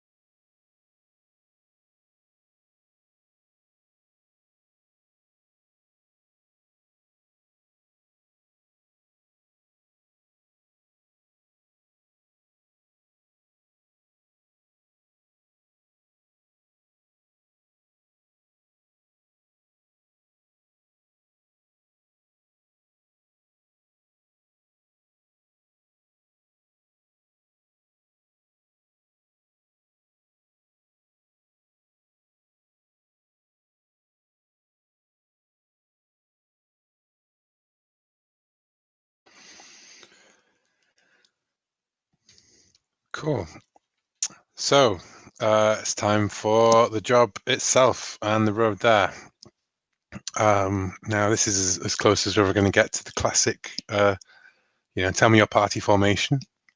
Is anyone going to be scouting ahead of the group, or are you going to move as a unit? I'm just trying to work out where, because that's stealth and athletics and stuff, isn't it? Yeah, so probably like as a scout, your ideal ones would be awareness and stealth.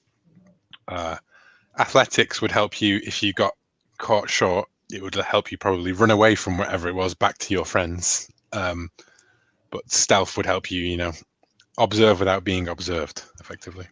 On the basis of that, it should be kill switch, shouldn't it? But my nervousness is that given kill switch's propensity to shoot zombies on sight, it would be a really much better idea for somebody else to spot the zombies and take us round them rather than confront kill switch with a difficult moral decision. I could do that. I have some awareness as a reporter, obviously. Mm-hmm. So You don't have any stealth though, so if you get seen, then I just run. Yeah. Okay. You don't have to have a scout. It's like in D&D, does the rogue go off on his own and get shredded when he fails his self check, or does he? I've got awareness 2 and stealth 1, Okay. and I know I'm immune, so I volunteer to do this every time we go out, unless it's a find and destroy, in which case kill switch does it. Cool. Okay. So but I'd quite like a quick word with BuzzFeed before we set off. Look, Kill's a bit, edgy around casualties. Can I rely on you to kind of just calm him down if things get a little bit, when we get close to where we're heading, to this mall? It was a mall, wasn't it? It was a strip mall. It's like an American. They're not multi-stories; they're just retail park kind of thing. So Buzz, just get a grip on friend Kill. Okay. I like a mental grip rather than a physical grip. I suppose. Yeah, no, don't get physical with him, Buzz. Don't get physical with him. Don't nudge him over, into that part of his dial. I will certainly. I mean, we want that money, right? We need that money. Well, I just think. Yeah, I mean, this is a big bounty if we can pull this off. Yeah. Good point. I will stay close to him, but not too close. I'm curious if we want to do a scene where you tell Kill Switch exactly what the job's going to entail. Well, that's certainly something Buzz could do. Yeah. Yeah, I mean that's a perfect scene when it's up to Jason if he wants to do a scene with absolutely. Yeah. We're doing what? We are getting a shitload of money to tag these casualties, and that's it. Easy. She said they're dormant. They don't do anything. We just go there, we tag them, we leave, and then the stampede comes. Oh, you're muted, Jason. I look up, I look at you, and I stand up, and I kind of do that thing where I pace away really fast, and I kind of pace back, and I'm like, "Oh, do you want to make a self-control check?" Oh, okay. This will be a stress check. It'll only be one if you fail. Okay. But obviously, that will change how stressed out you are by this request. Okay. All right. So yes, let's see. So I have +1 for this. Yes, because it doesn't involve your faith, so you don't get to get the +2 from belief. Okay. So 9 over 1. Yeah, so you are able to square this in your head with, that there are going to be more, there's more math to be done down the road. Okay. All right. I'll do it. And I'll do it. But I want to kill some of them while we're out there. I mean, there's the stampede, right? Have you seen a stampede before? I mean, I can just imagine. I haven't seen one, but I will certainly stick around and take pictures, film them. It's probably worth a lot. Just, you know, and then just kill it, kill them. I mean, I don't know. I don't know if even I would be willing to put myself in that. Yeah. I'm not in that, but I think rather than make you have to take stress from the insanity of what your friend has just proposed, which is sticking around to take pictures of literally hundreds of zombies that are piling across Colorado. Yeah, let's get out onto the road with Takedown leading the way. So Takedown, would you like to make me a awareness check as you scout ahead? I will do, because I've just been looking forward to being out on my own ahead of the group.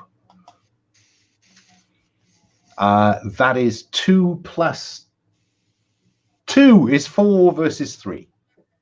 Cool. So you're scouting ahead, and you see there are 3 people by the side of the road further up, next to a bus, and they are sort of seem to be keeping watch. Every now and again, one of them is going back to check on the bus, like looking into the window, and one of them pounds a fist against the side of the engine, and the other person yells at him, and they all get very quiet suddenly. And you can see within the bus there is a lot of movement. If you wanted to get a better look, you would have to make a stealth check to get close enough. When you say people, I mean people.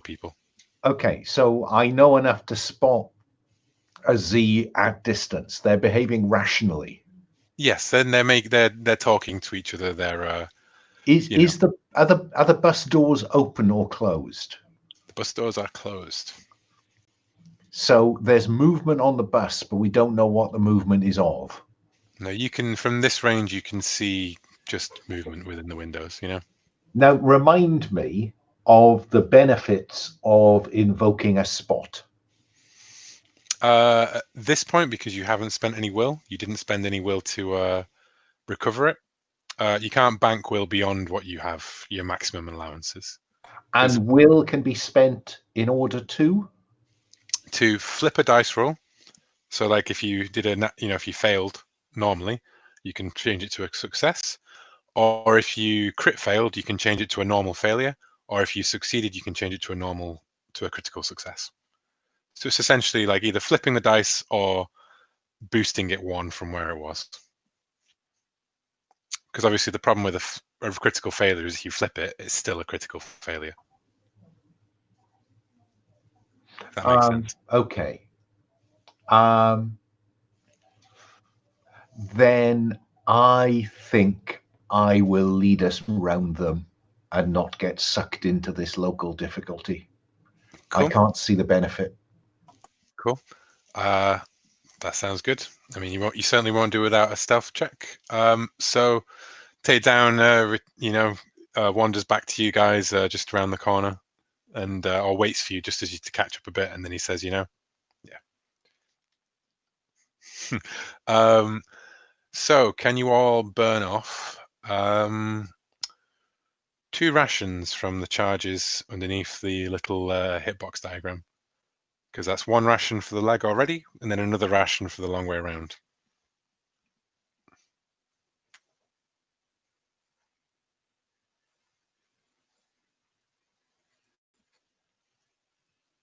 And I assume the same situation with Takedown scouting ahead is going to take place as we go forward. So I would just take that as read as we go on.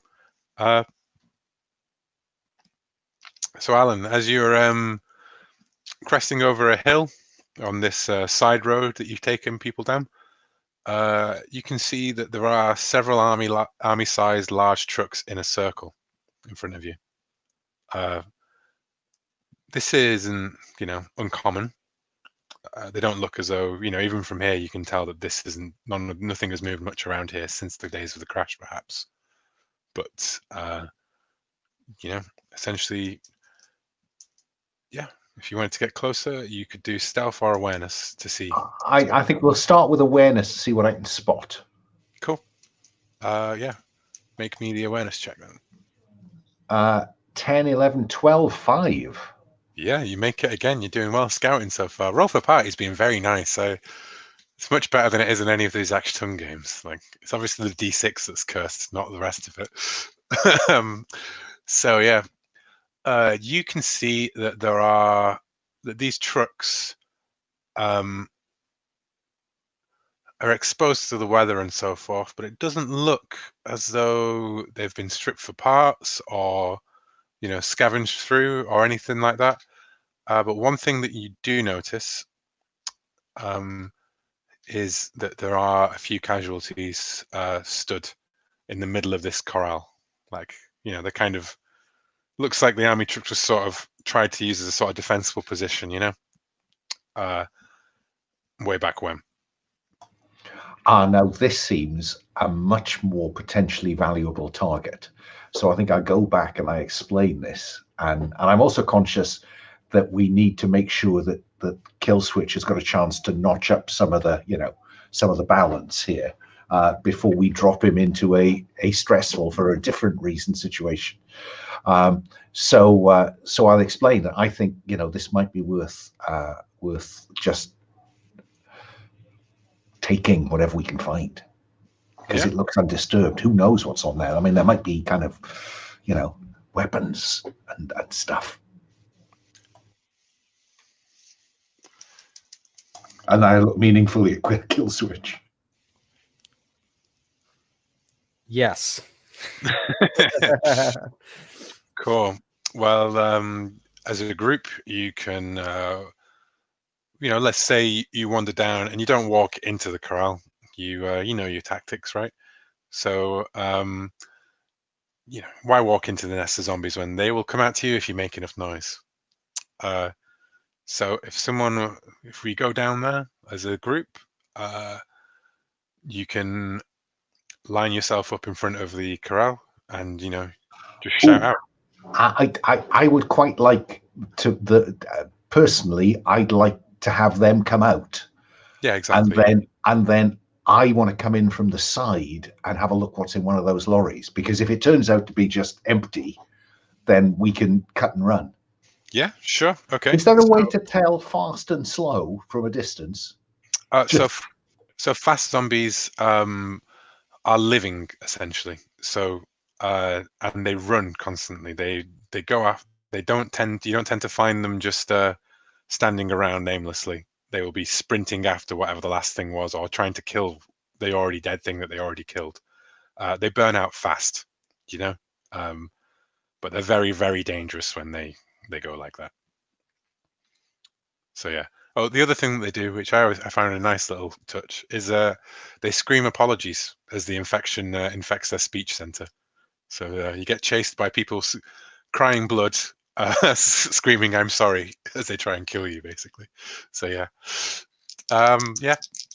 So you get close. Alan, you will have to make me a stealth check to sneak in there. A stealth, okay. Yeah. I have to say I was hoping for a distraction Yes. before I get anywhere near it. Okay, so we can do any charm skill can be used by the other takers to try and make enough of a noise to completely, the stealth check would be like, is there a zombie still in the truck or something? You know what I mean? To give you the odds on them. But if one of these guys passes a charisma check based on any of their charisma skills other than networking, then they make enough noise to, attract whatever zombies there are in there with nothing left to look. So perhaps BuzzFeed would probably be the one to open his big mouth and start. Yeah, do you want me to make a charisma check? Yeah, but yeah, I don't really want to attract him to my location, but to, like some other location. So I don't know, like throwing stones somewhere or something. So There they wouldn't be enough don't. to reliably They, get them. okay, good. You could Then fire your gun. Someone could fire a gun, and that would do it. Kill switch is there to protect you, Buzz. Don't worry. yeah, okay, Yeah. okay, yeah, it's fine. So then I'll just shout and wave my hands and stuff. Okay. Deception. Look at me. Easy. I'm tasty. It's 11-1. Cool. So you made it. Um, yep. So I'm gonna say a whole 4 zombies come out of the truck and out of the trucks, and they're coming towards you. And thanks to your, loud display as they come towards you, you manage to attract the other group of zombies that was hidden inside one of the trucks that comes piling out. And so there are 2 groups of one group of 3 zombies, one group of 4 zombies. That's called the 4 zombies group A and the 3 zombies group B. And they are what they call 6 shambles away, which is essentially you have 6 turns to get rid of all the zombies. Killing a zombie in this game is as easy as making a successful skill check. It's a headshot, but zombies are slow and easy to hit, right? And you've been doing this non-stop for 5 years, so you've got this down. However, you can only kill 1 zombie at a time unless you have a weapon that would allow you to like burn through them, like a heavy machine gun or an automatic rifle or something. So yeah, I mean, how many shots does Killswitch have in his gun? He has a shotgun, which is military shotgun. So he has 10 shots in his gun. And he can also he can hit 2 zombies. He can kill 2 zombies in 1 turn with his gun if he makes a successful shot. But yeah. So we don't go in initiative order. Zombies always go last. I would say that that was BuzzFeed's was the first action, was calling them all out, like waving his arms and shouting and stuff and luring them out. And now we've got Killswitch or Alan. Well, I think mine is pretty easy. I've got my shotgun out, so I guess we're probably like over by next to a barrier of some sort, and and I've got my shotgun propped against it, and I start shooting at the zombies. Cool. So with the shotgun, you spend the charge to buy the check. So that's one, you're spending 1 charge off your shotgun to make this roll in the first place. You can choose now to spend more charges to boost that roll, if you choose. No, hold off on that. I'm feeling limited on charges. Okay, so remember, you can always refresh with your adaptability. Oh, neat. Okay. All right, so I'm rolling plus shoot. So I have a 3 in shoot. So let's see what I get. Ooh, 9/10. Yeah, so that shot goes wild. You just, you hit the zombie, but it just staggers it back. You don't quite get the head, unfortunately, hit the shoulder. Unless you spend the will, in which case you'll kill 2. But okay, so that was Group A, which they both move 5 forward. But because I'm assuming that Alan isn't going to start shooting from behind now.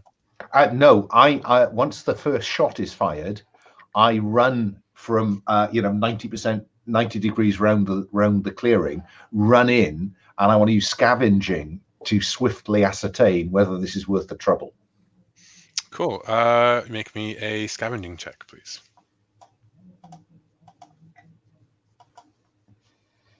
That is 3 and 3, but that's after my ads, by the way. Yeah, that's after your ads. Okay. I'm going to spend a will to switch that. Cool. So that is a Because I've success. not spent that yet. So it's -1. Okay. So that becomes a. Oh no, hang on.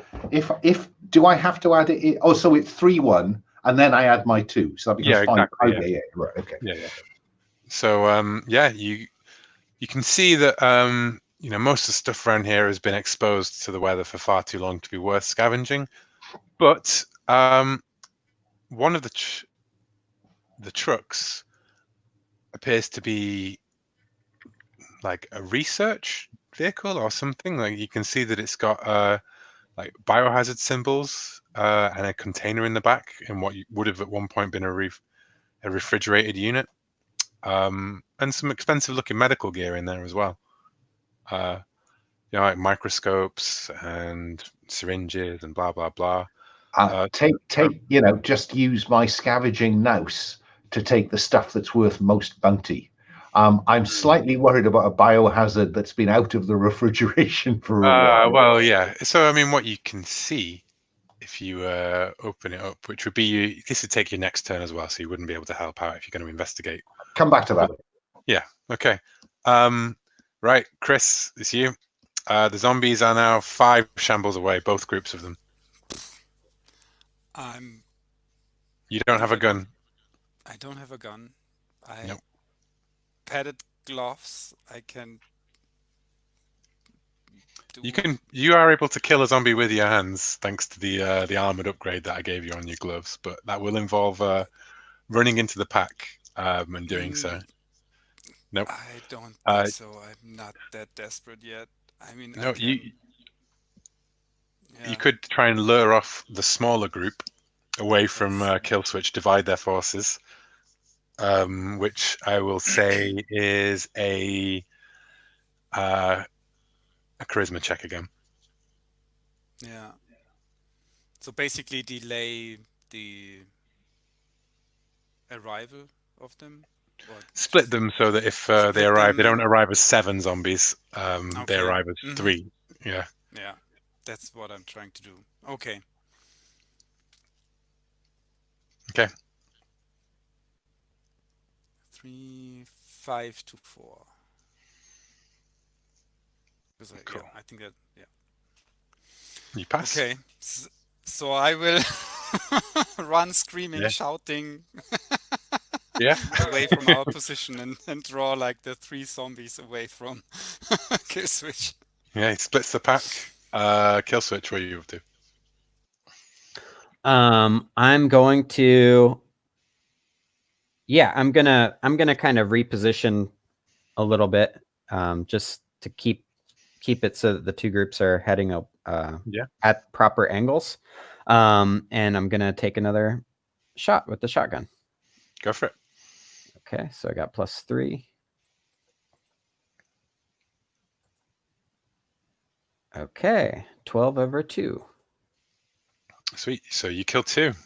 You managed to blow the head off both of them at once as they shamble towards you. Nice.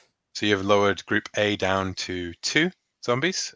And Alan, back on the rig, the lorry, you know that essentially the equipment that you see around you, you would have to haul it back. So if you look on your character sheet underneath strength, you have got something called haul, which is the abstract of your ability to just, physically carry like quantities of stuff in your backpack, basically. So you have 2 haul. You've got enough haul, but that would clear you out of haul, basically, for all the medical equipment in here. And that'll sell for 1 bounty each if you take it back to base. But you look at the that biohazard stuff, and you can see that through a window in the refrigerator, there are clear vials, and it looks like they are full of blight. Blight harvested during the crash, according to the tag on there. And you know that this could be worth something to the right group. There are people out there who are researchers like Dr. Hamilton who are obsessed with the blight. I mean, no one's got a cure. No one knows how the blight works. There are people who drive themselves insane trying to find pure samples of blight like this. So all of this is telling me this is worth the candle. Yes. So I think that because if it wasn't worth it, then I'd have been signaling to the others, just run for it, because I think we can outrun and we can outdistance these shamblers. But it does look like this is worth a haul worth getting. Yeah, for sure. So I think that is probably when I will. I'm assuming Killshot can look after himself. So once I notice that that Buzz has led a group off, that's where I'll go with my pistol and machete. Cool. Okay. So you're gonna spend your turn essentially getting all this stuff into your backpack or stuff, or are you gonna just go out and start killing the zombies? No, because if we can take down the zombies, we've got all the time in the world to share the load. Good idea, unless more zombies come. But yes. Indeed. Yeah, yes. So the zombies shamble further forwards. They are now 4 away. And rather than draw this out, I'm just going to kill switch, can kill all of them. And Alan can help out if you spend between you 5 charges between your respective guns. I was kind of... Go on. Obviously, I will film all of this. Oh, do you want to make a melee attack, Alan? I was thinking, I'm not entirely certain what the cost of hand-to-hand is. So I don't really want to expend charges on that pistol if I can avoid it. So I would machete. Yeah, so you can... I'll tell you what, while Killswitch is killing off the last 2 in his group, you can run out to help BuzzFeed, and you can run up behind them and take a swing with your machete. Right, which will be... So basically the way melee works is you make a melee roll, and if you succeed you will kill 1 casualty, and then the casualty will the other surviving casualty will try and get you, and you will have to make an athletics check to dodge back effectively. Let me just check my character sheet. And you can spend with melee attacks, you spend a ration to buy the check, and you can boost it with more rations.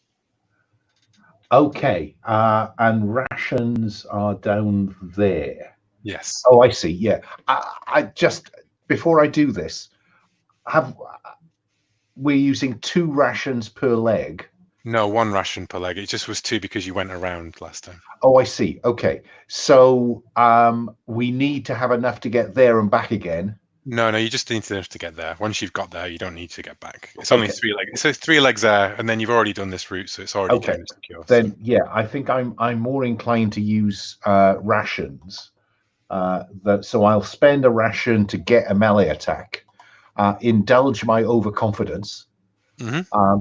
Now, is this where I'm fatocentric? Am I self-compelling my overconfidence here? Yeah, I would say that you are self-compelling your overconfidence. Yeah, for sure, because And does that get me a will back? That will get you a will back, yeah, because you're exposing yourself to an attack. Okay, so I'll roll the dice, take a chance. This probably looks like madness to Buzzkill. But he's seen me do this kind of thing before, particularly when I roll a 3 and a 10. I have it on tape, everything. Yeah. Oh, are you taping everything, BuzzFeed? In which case, can you spend the charge on your Ubix specs? Yes. Yes. Did you film them? Absolutely. This is like, wow.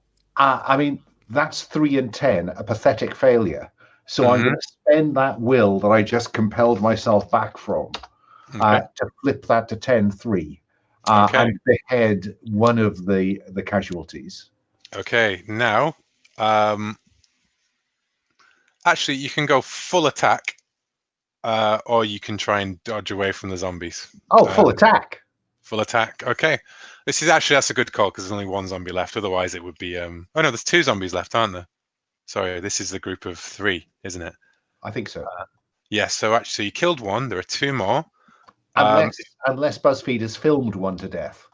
Yeah, unless you. So basically, if you go full attack, you'll kill the second one, and then you're going to have to hope that BuzzFeed deals with the other one, or you're going to leave yourself wide open. Oh, I see. So the athletics, I don't. I give up the athletics escape in Yes. favor of full attack. Oh Yeah, no, yeah. then I don't need BuzzFeed filming me getting bitten and not turning into a zombie. So I will use athletics to step away after Okay, that one goes. Make a dice roll, which again costs you 1 ration to make the athletics check, and you can boost it with another ration if you want. Any more rations you want, basically. Do I need to boost it before or after? Before. I think I'll take a chance, and I've still got 1 will in the pocket. Yeah. If I was really thinking it through, I should have made you go full offense to get that willpower back. But Overconfident, not berserk. yes. That's 4-7. I would have to spend athletics is one. I'd need to spend 2 to tie, and they always win on a tie. So I have to use my second will. I will say if you don't spend your will and BuzzFeed does catch you on camera, then I would say that's playing your tough spot, and you'll take the damage, but you'll get the willpower back. But that's not really a good bargain. So because I need to avoid BuzzFeed catching me being bitten. Yeah, and plus you don't want to get hurt either, do you really? No, exactly. So I spend the will, flip that to 7-4, and dance out of the way. Cool. Okay, you dance out of the way. You step back. BuzzFeed, your lunatic friend has run forward with a machete. You're still away from the zombies, but you can charge in and help him if you want. He is stepped back from the zombies. He's still within striking range of them for the next turn. Let's wait for next turn. I'm not gonna charge 2 zombies. I mean, there's probably nothing too bad that's gonna happen. No damage, right? Damage can happen to me. Damage could happen to you, yeah. Yeah, no. It's not that desperate, and I mean we still have someone with a shotgun who could perhaps help out. I don't know. Yeah, but if Kill Switch shoots into the combat, he's only going to he won't be able to spend additional charges to his shot, and a critical failure would mean that he shot BuzzFeed. So isn't it more likely he'll shoot takedown? Because that's what I meant. Yeah, that's what I meant. Because I'm hoping that this is drawing them away from Buzz. Yeah, no, entirely, and creating a neat arrangement for BuzzFeed to take down with a single shot. Yes, that's the one. So, are you going to shoot in Kill Switch? So we established that I took care of the other group. Yes, you if you burn off 3 charges off your shotgun, then you can just get rid of all of them. All right, I will do that. No, I think what I would like to do is pull out my axe. Okay, everyone's going melee style. Like, go for it then. Yeah.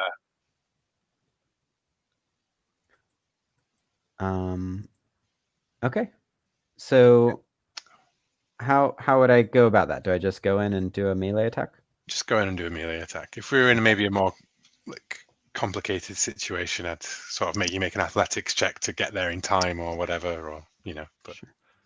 Okay, so that's a +3. So let's see. Burn a ration for the melee attack. Okay. So 11 over 8, but it's a double even. So I think. Oh, so critical success. You come in like you get some great shots, BuzzFeed, as takedown comes in, beheads the zombie, dances back, and the other 2 are like nearly on top of him, and then like you hear a volley of shots behind you, and then a running footsteps as Kill Switch leaps over the bonnet of a car and brings his axe heavily down on one, and then back swings and kills the other, knocking them both down. Nice. So yeah, that is it. You've killed all of them. And now you have a set of vials. which are filled with the blight.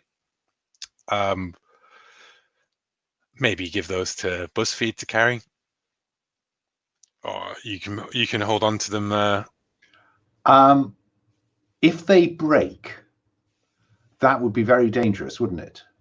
These are not just glass vials. Let's say they are sort of like military kind of Okay. like things. They're not like laboratory. They're specimen transportation ones. So they're in a very secure thing. Yeah. Oh, so we're talking about taking the entire kind of metal canister. Yeah, pretty much. Yeah. Okay. Yeah. Well, I think that I will secrete that in my bag. Okay. Are you not telling anybody about that? No. I'll be directing them at the other stuff. Okay. The rest of this is garbage, guys, and they know to trust me on scavenging. So one thing I do always encourage in red markets is people can roll sensitivity to find outliers, and that will be a deception check versus sensitivity check, with the higher win, basically winning any ties. If you both succeed, for example. I suppose I'm just relying on my reputation for scavenging the good stuff. Yeah. They don't have to. It doesn't have to be made. I'm just saying. I'm just too curious.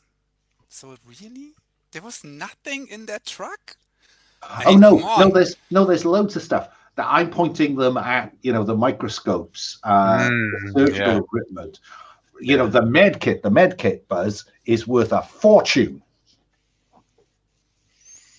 So you guys are going to Is there take something you're not telling me? Roll sensitivity. I then, do Christopher. want to roll. Yeah, roll sensitivity. So I roll sensitivity? Yes, you roll sensitivity. Okay. And if you make it, then Alan gets a chance to resist with deception. That's 10. Nope. 10. Nope, you don't make it. Yeah, of course you trust Takedown. Okay. He's got, and plus he's right. Here's a bunch of stuff. So you've now got 2 hall. So between you and Kill Switch, if you each cross off 1 hall from your sheet, which is underneath strength, you don't have to do it. We can just pretend that you did, because there's nothing else for you to haul on this thing, particularly speaking. But that is an extra 2 bounty added to the pot, because it all goes to the whole pot now, unless you argue about that otherwise. But I would say, yeah, now you're on 37 total. And Alan has got his own little stash of 10 bounty. That vial is worth 10 bounty if you make a networking or research check to find the right person to send it to. So yeah. Okay, and I'm going to skip over the last leg for time purposes. And so if you could all burn me 2 rations each for the one ration for the last leg and 1 ration for this leg that we're skipping over. Essentially, nothing occurs on that leg. You just make it into the strip mall. And as you make it to the strip mall, Alan, can you make me an awareness check, please? I can. +2.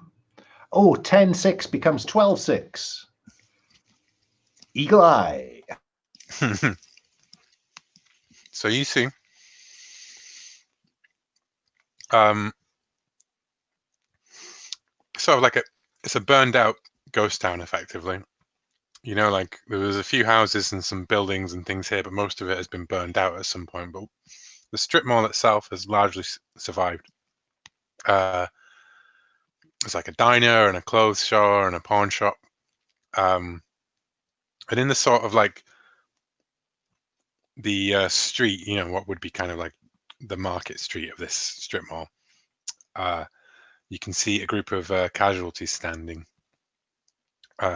with burned out cars around them.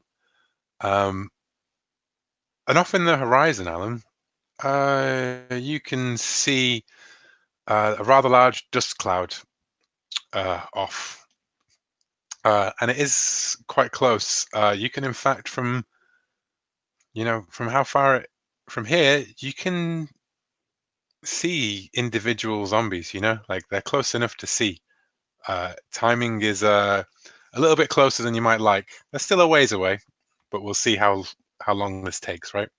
And you can see your targets. There are about 7 zombies, sort of dotted around the area, and they don't seem to be moving. They don't seem to be moving at all, in fact. At the risk of planning paralysis, have we at all talked about how to actually do this? No. Do Because we I'm kind of know open to how- suggestions.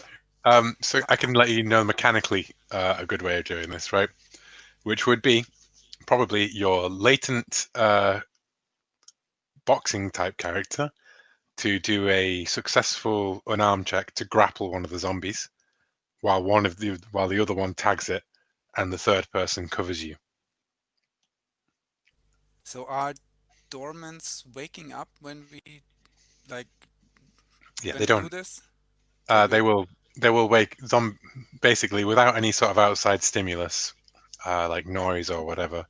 Casualties will just stay where they are, Okay. and go into what's called torpor. But no one really knows how long they pursue the last thing that they saw or smelled or whatever. You know, like it's not like a science to it. But everyone knows that if you walk around casualty and torpor, it soon wakes up. But then it's how fast are you Right. going to be able to do these processes? You know. I mean, we came here for a job, right? So let's do this. Cool. Right. So I will go in and rely on you guys. Yeah. Who's going to? Is there any difference between the activation effect of a shot compared to a melee kill? No, other than noise.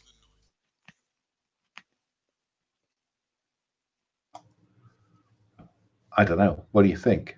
You can't kill these zombies. You could try whittling down the numbers, perhaps, and then.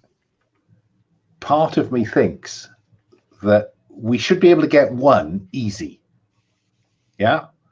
I am privately slightly nervous about putting Kill Switch in an Overwatch position. I would rather like him to be engaged in the tagging exercise. Oh, well, I mean, I mean, Kill Switch, can how do you we? feel about that? You don't trust me? No, what I'm thinking, Kill, is that we're asking you either to stand by and do nothing or hurt a whole stampede of zombies. Because you know what's in my mind? When we do this and we get back to the Enclave, if we got hold of her tracking equipment, you guys could go hunting in a big way because you'd know where the stampede was. And Alan has just guessed the remaining spot of the negotiator, which was how valuable this research is to the right people. Ah.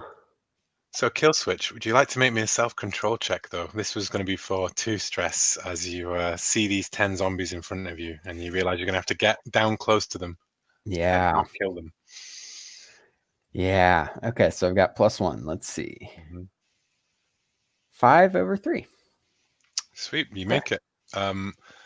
Yeah, I will say that still costs you 1 stress because that was a 2 fail or 1 succeed. Okay. I think I've not been mean enough with the stress test. I should have made you roll stress when you failed to kill a zombie, Alan. Or like, yeah. Interesting. So yeah. So Cool. could we not like all 3 of us sneak up to one zombie each and tag them like at the same time? And We've then only get got the fuck one out of tag there? gun. We've only One got the tag one. Ah, I see. Okay. I I suppose. will allow you to you'd have to make. So if you've got a tag gun, you just have to make a stealth check, run up to the zombie, and then make an athletics check to get away from it before it lurched around and got you, right? But if you want, you can.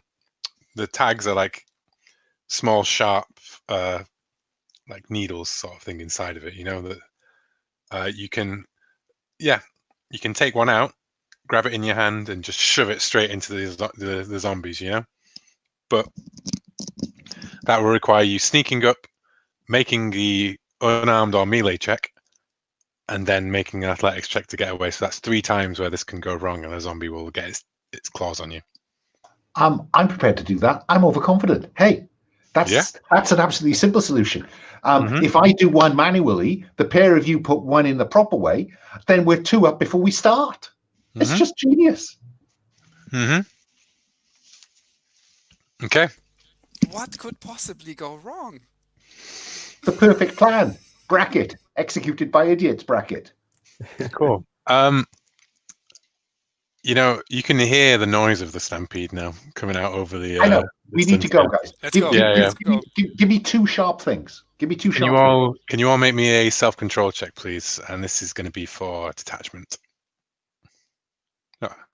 No, for trauma. Sorry.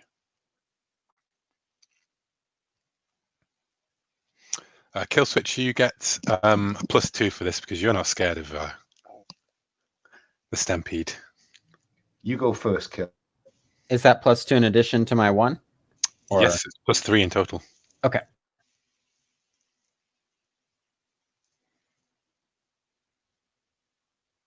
Oh.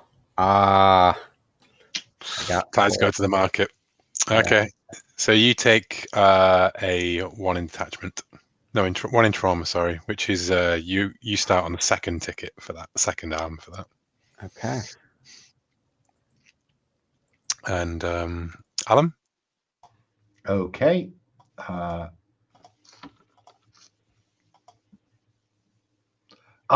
and 9. I'm going nowhere with that. Yeah, so that's 1 in trauma for you there. And then Christopher.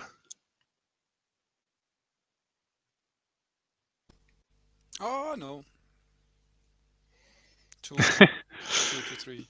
Yeah, you take 1 in detachment in trauma as well. So yeah, everyone's a bit freaked out by this massive horde of zombies. Way too many to kill. Give me the 2 things. Give me the 2 things. Give me 2 things. Let's go. Cool. Let's go. Make stealth checks, everyone. The fact that I'm doing this, can I get a will back for being wildly I'll give you that back.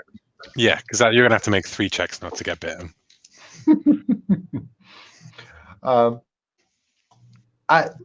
So stealth. This isn't about running in quickly, then. No, this is about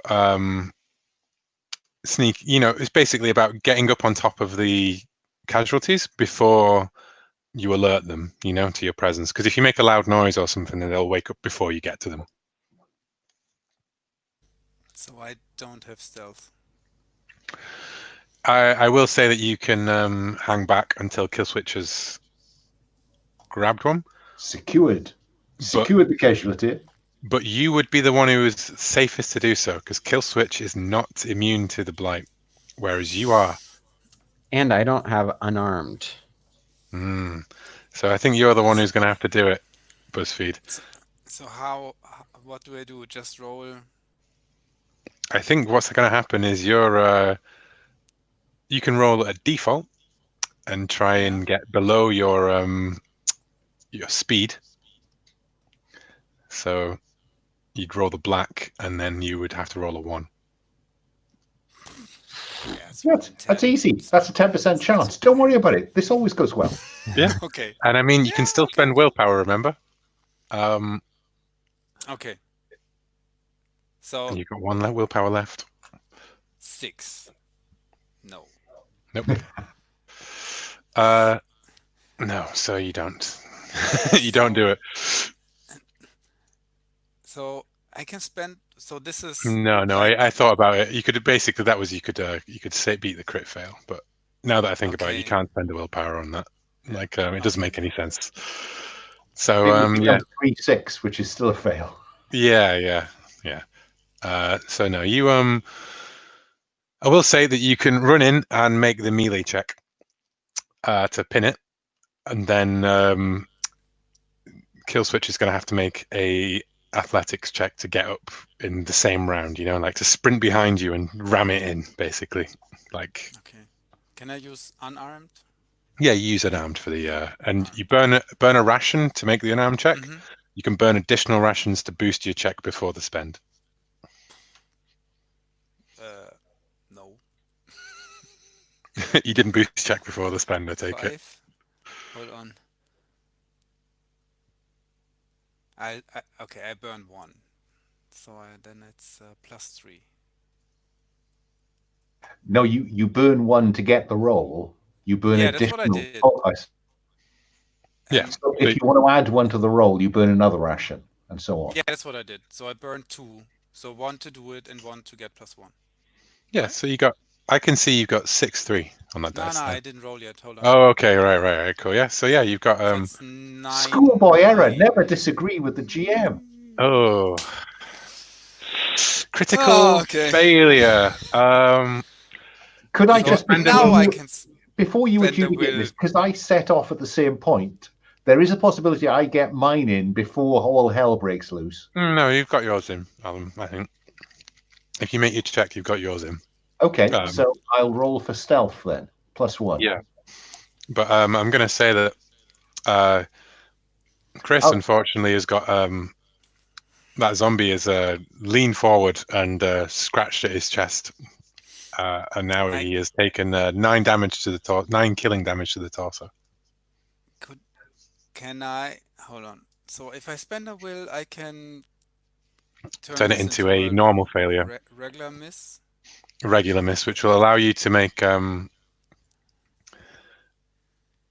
athletics check next turn to try and dodge out of the way effectively. Okay, then I will do this. Yeah. Okay. Yes. So that's happened. Alan, make your stealth check. I rolled 6 and 4, so I succeeded with my stealth. Cool. Now you have snuck up on it, and you can make a melee attack to try and tag it. How did I come out here without unarmed combat? Because you've got melee combat instead. Oh, fair enough. Okay, so plus. You're not trying to grapple it; you're just trying to hit it with it. I see. Okay, that is 6 and 3. Sweet, you get it. One zombie tagged. Kill switch. BuzzFeed is. In fact, BuzzFeed, can you make me a self-control check quickly? And if you fail it, that's going to be a 1. If not, then you succeed. It's going to be a 1 in trauma. Yeah, 705, so 8 actually. Cool, you make it. You're fine. Cool. Yeah, Jason, what are you going to do? He seems to be struggling with the zombie. Yeah, You haven't spent a will yet, have you? No, I haven't. No, that's a shame. Because if you had spent a will, I'd be like, well, you could get a will back by opening fire. Yeah. You know? Yeah. But yeah. But since I haven't spent a will yet, you could make me a foresight check to try and work out how long you've got. Oh, that's a good idea. But I do not have that. Okay, I got awareness. I'm sorry? Awareness? Yes, I do have that. Make me an awareness check. Okay. All right, let's see that. Okay, so I have +2. 3 over 10. Maybe I'll spend a willpower I'll spend a will to flip those. So how long do we have? So with awareness, you can't quite, they're getting closer. It still seems a ways, but what you notice is that the reason you see it as BuzzFeed jumps backwards, the zombie lurches forward and then stops, and you realize that its foot is caught in a bear trap. In fact, a few of these zombies have their feet caught in bear trap. It's going to take a mechanics or a successful shot on these to free them from the bear trap so they can rejoin the stampede. Otherwise, the stampede is going to plow through and they're probably going to be left here, and you're not going to get your money. No, we haven't got time to have that conversation. No. But I am ignoring the bear traps. Okay. So are all of them caught in bear traps, or just a few? The ones I'd say that the 3 closest to you are caught in bear traps. Nice. And there is another one further forward, and there appear to be a couple of free-running ones that. No, in fact, I won't change it. There are 5 of them in bear traps. All of the ones over here are in bear traps. It seems as though somebody has kept them here. I'm just getting on with the mission. Find me another zombie. I got another tracker. Yeah, cool. Now we go to Chris. Now is your chance to remake that. Make an athletics check to dodge out of the way of the thing.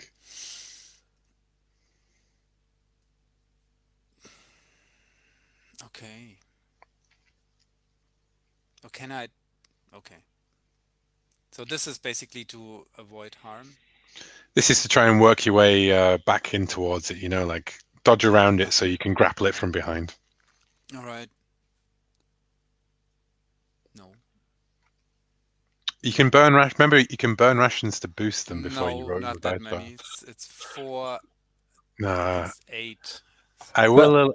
In I truth, will allow you. Well, that we don't need to save rations for the return. You do not need to save rations for the return, so you could easily burn 6 rations to. I can't. I only have 4 left. But you have adaptability, so you can refresh it and then spend the other 4. What? Okay, so I can. So what do I do now? So you see on your character sheet underneath adaptability ADP, you can see refresh, right? Ah, yes. Okay. So refresh that allows you does? to refresh all of your rations or one piece of equipment back to full again. So Okay. because rations aren't actually something that you're doing in game, right? You can spend those 4 rations, spend the refresh, and then spend the additional rations.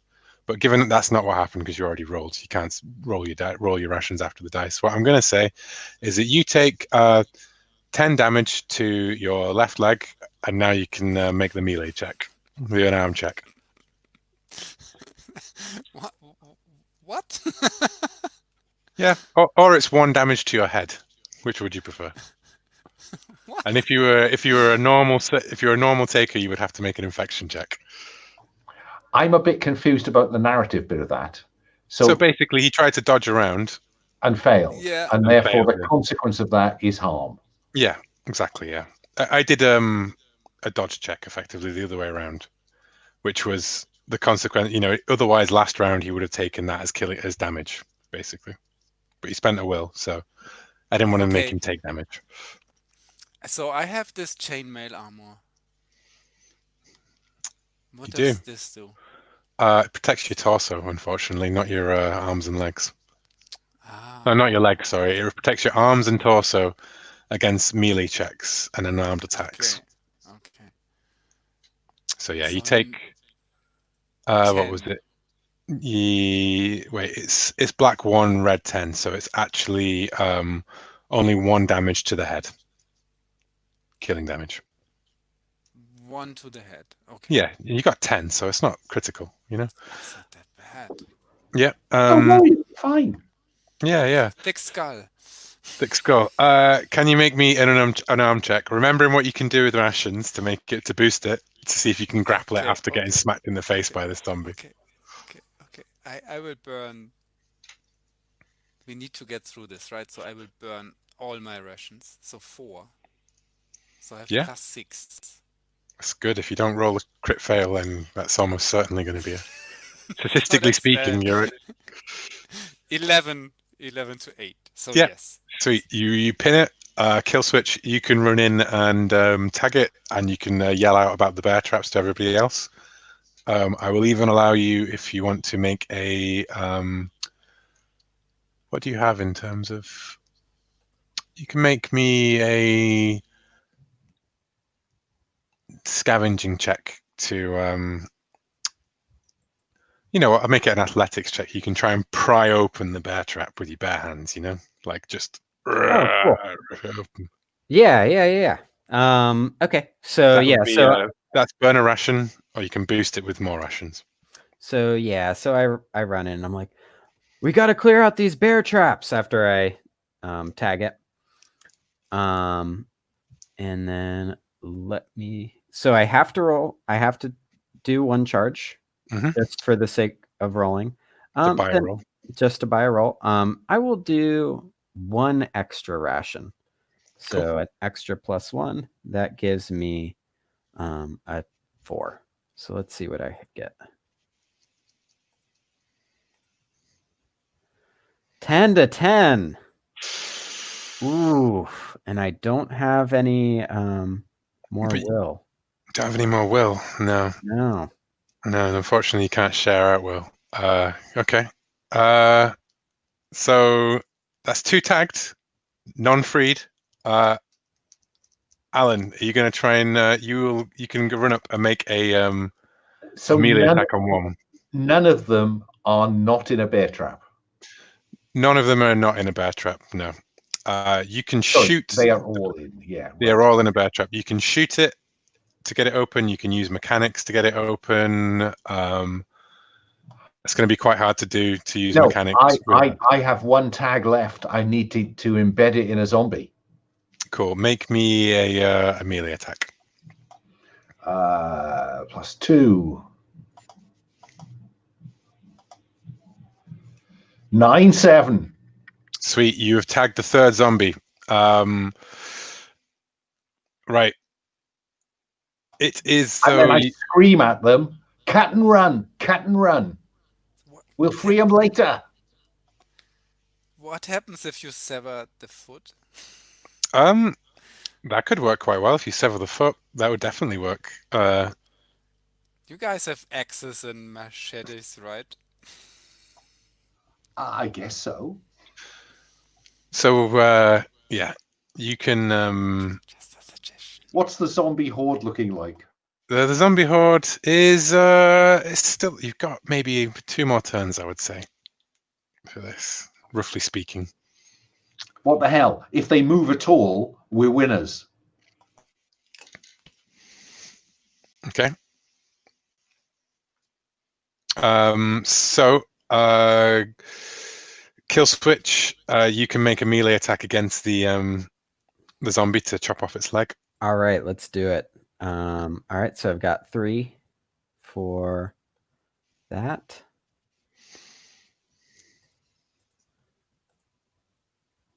Okay, 10 over 6. Sweet. So you chop it, but you're also going to now have to dodge out of the way. Oh no, because let's see if Chris manages to hold on to this zombie while you're attacking it, swinging an axe at him. So Chris, can you make me a resistance check? Which is your resistance is underneath strength. Again, it's underneath your bottom of that strength column. Resistance is kind of like your endurance, athletics sort of thing, you know.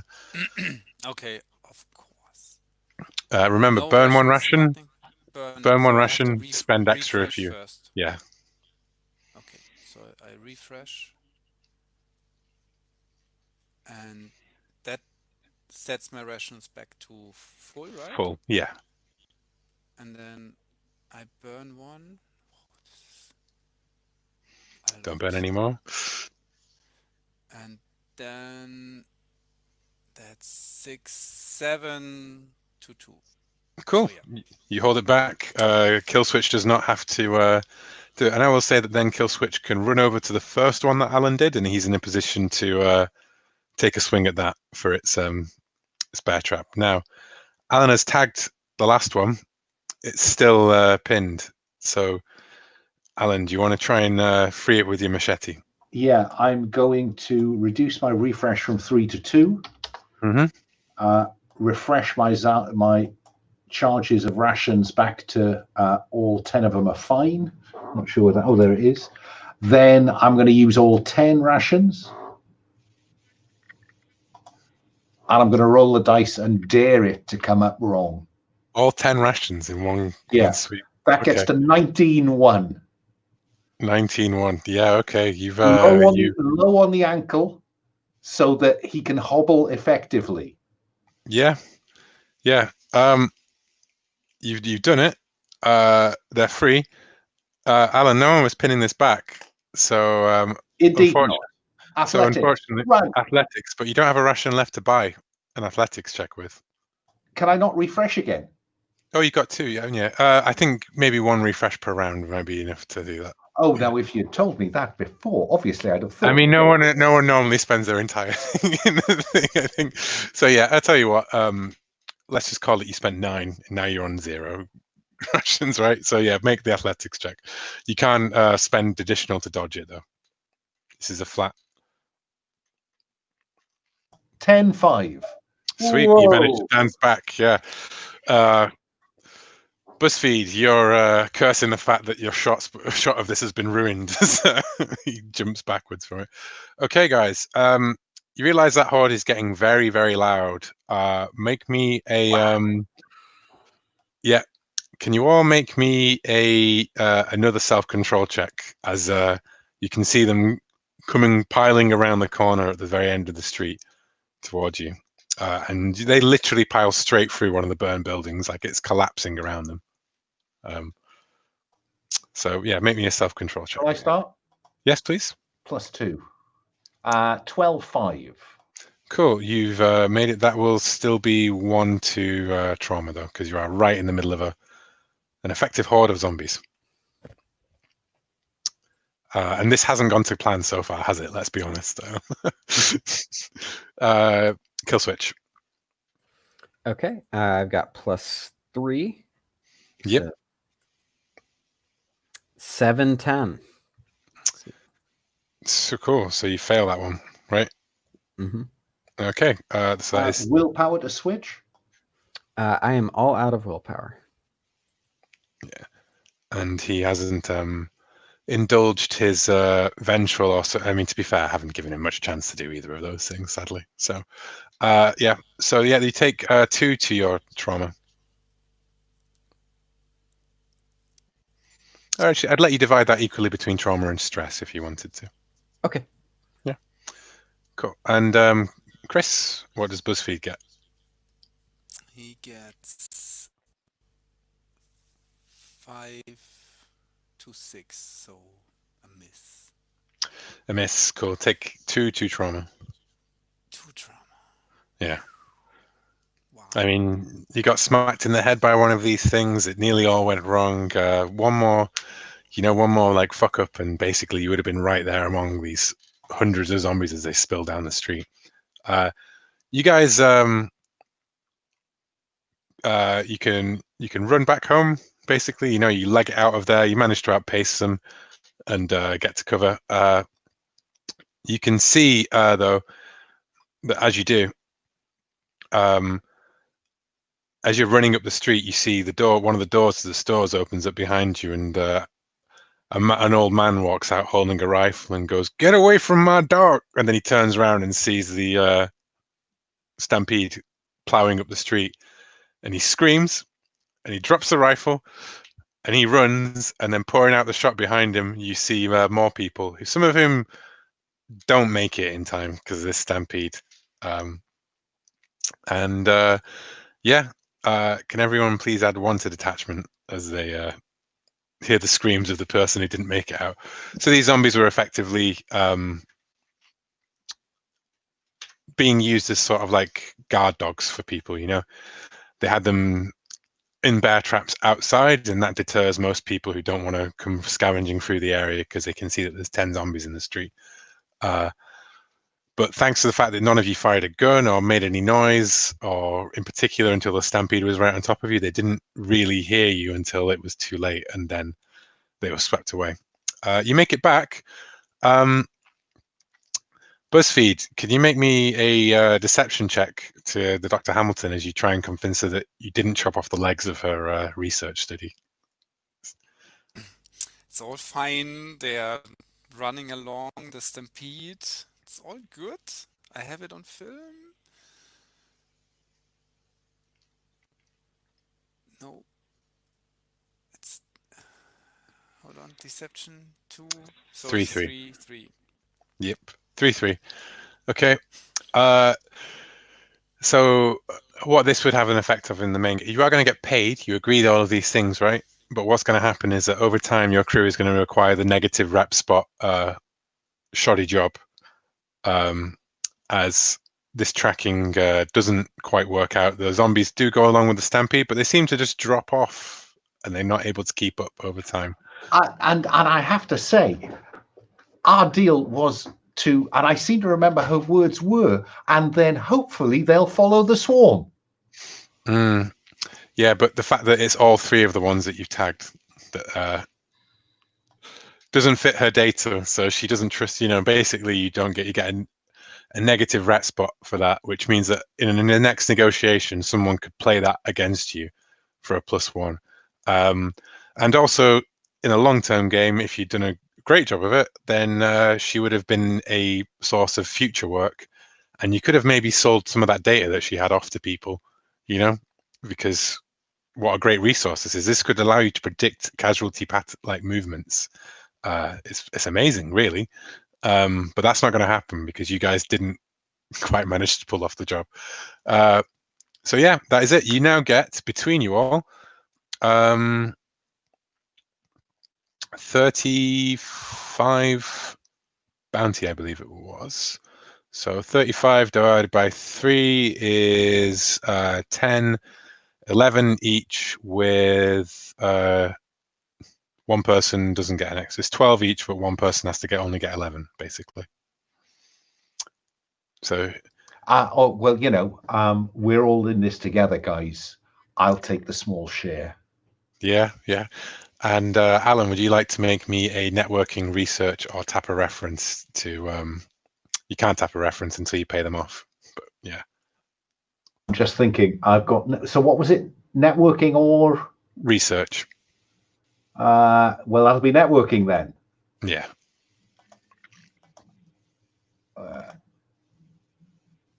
That is 894. Cool. You find one of the Crusaders, the group of near cultist scientists who spend every moment of their day trying to research the blight, and they've got what's often known as study sickness, as they look beneath the microscope and see something that does not quite make sense staring back at them. But you get an additional 10 bounty. So you get 21 to play with. 21 to play with, yeah. So yeah, you basically deduct your total upkeep from that, assuming that you want to pay for your friends and family and you want to maintain your gear. You pay off any references that you've tapped if you want to be able to use references next time. And then whatever you have left, you can put in the retirement bank that you see at the bottom of your character sheet on the gear page. Or you can put it into your savings to spend next time, buy more kit, increase your skills, upgrade your weapons, and so forth. So yeah, I mean, it looks like everyone. I think that it costs me. I buy off both the debts I owe to Joe and the prof. That cost me 2. My total upkeep is 13, which is 15. That leaves me 6 for the bounty bank for the retirement fund. It does, yeah. But I keep that very quiet, obviously. You do, yeah. Whereas poor BuzzFeed has a total upkeep of 11 and got 12.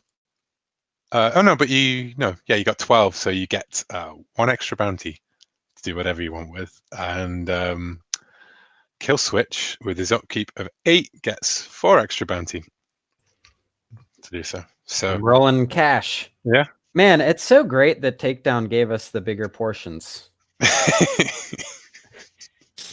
That was really nice. And we all know that he has such a large dependency on him.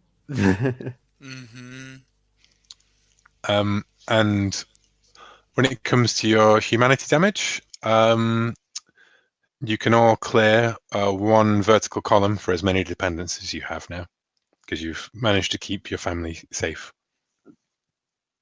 So if I have 1 marked in detachment and 2 in trauma, I have 2 relatives, so I clear all of that. Yes, because you start from the right. You've cleared that one column that you had And one in then trauma, and again. BuzzFeed gets to clear his one in trauma that he took. Oh, I did it already. Yeah. Oh, you did it already. Perfect.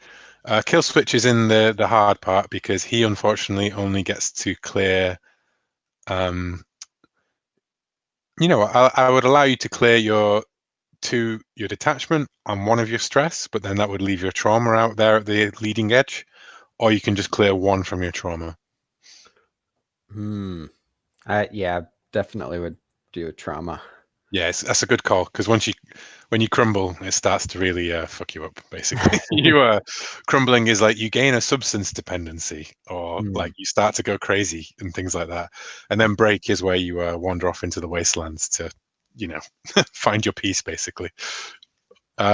Cool. So that is it, guys. You see how you did pretty well on negotiations, but you didn't come back home with all that much money at the end of the day, apart from one of you in particular. So yeah, that was Red Markets. Thank you all for putting up with it. I know it's a lot to keep track of. I still have this video, and it's gonna go viral.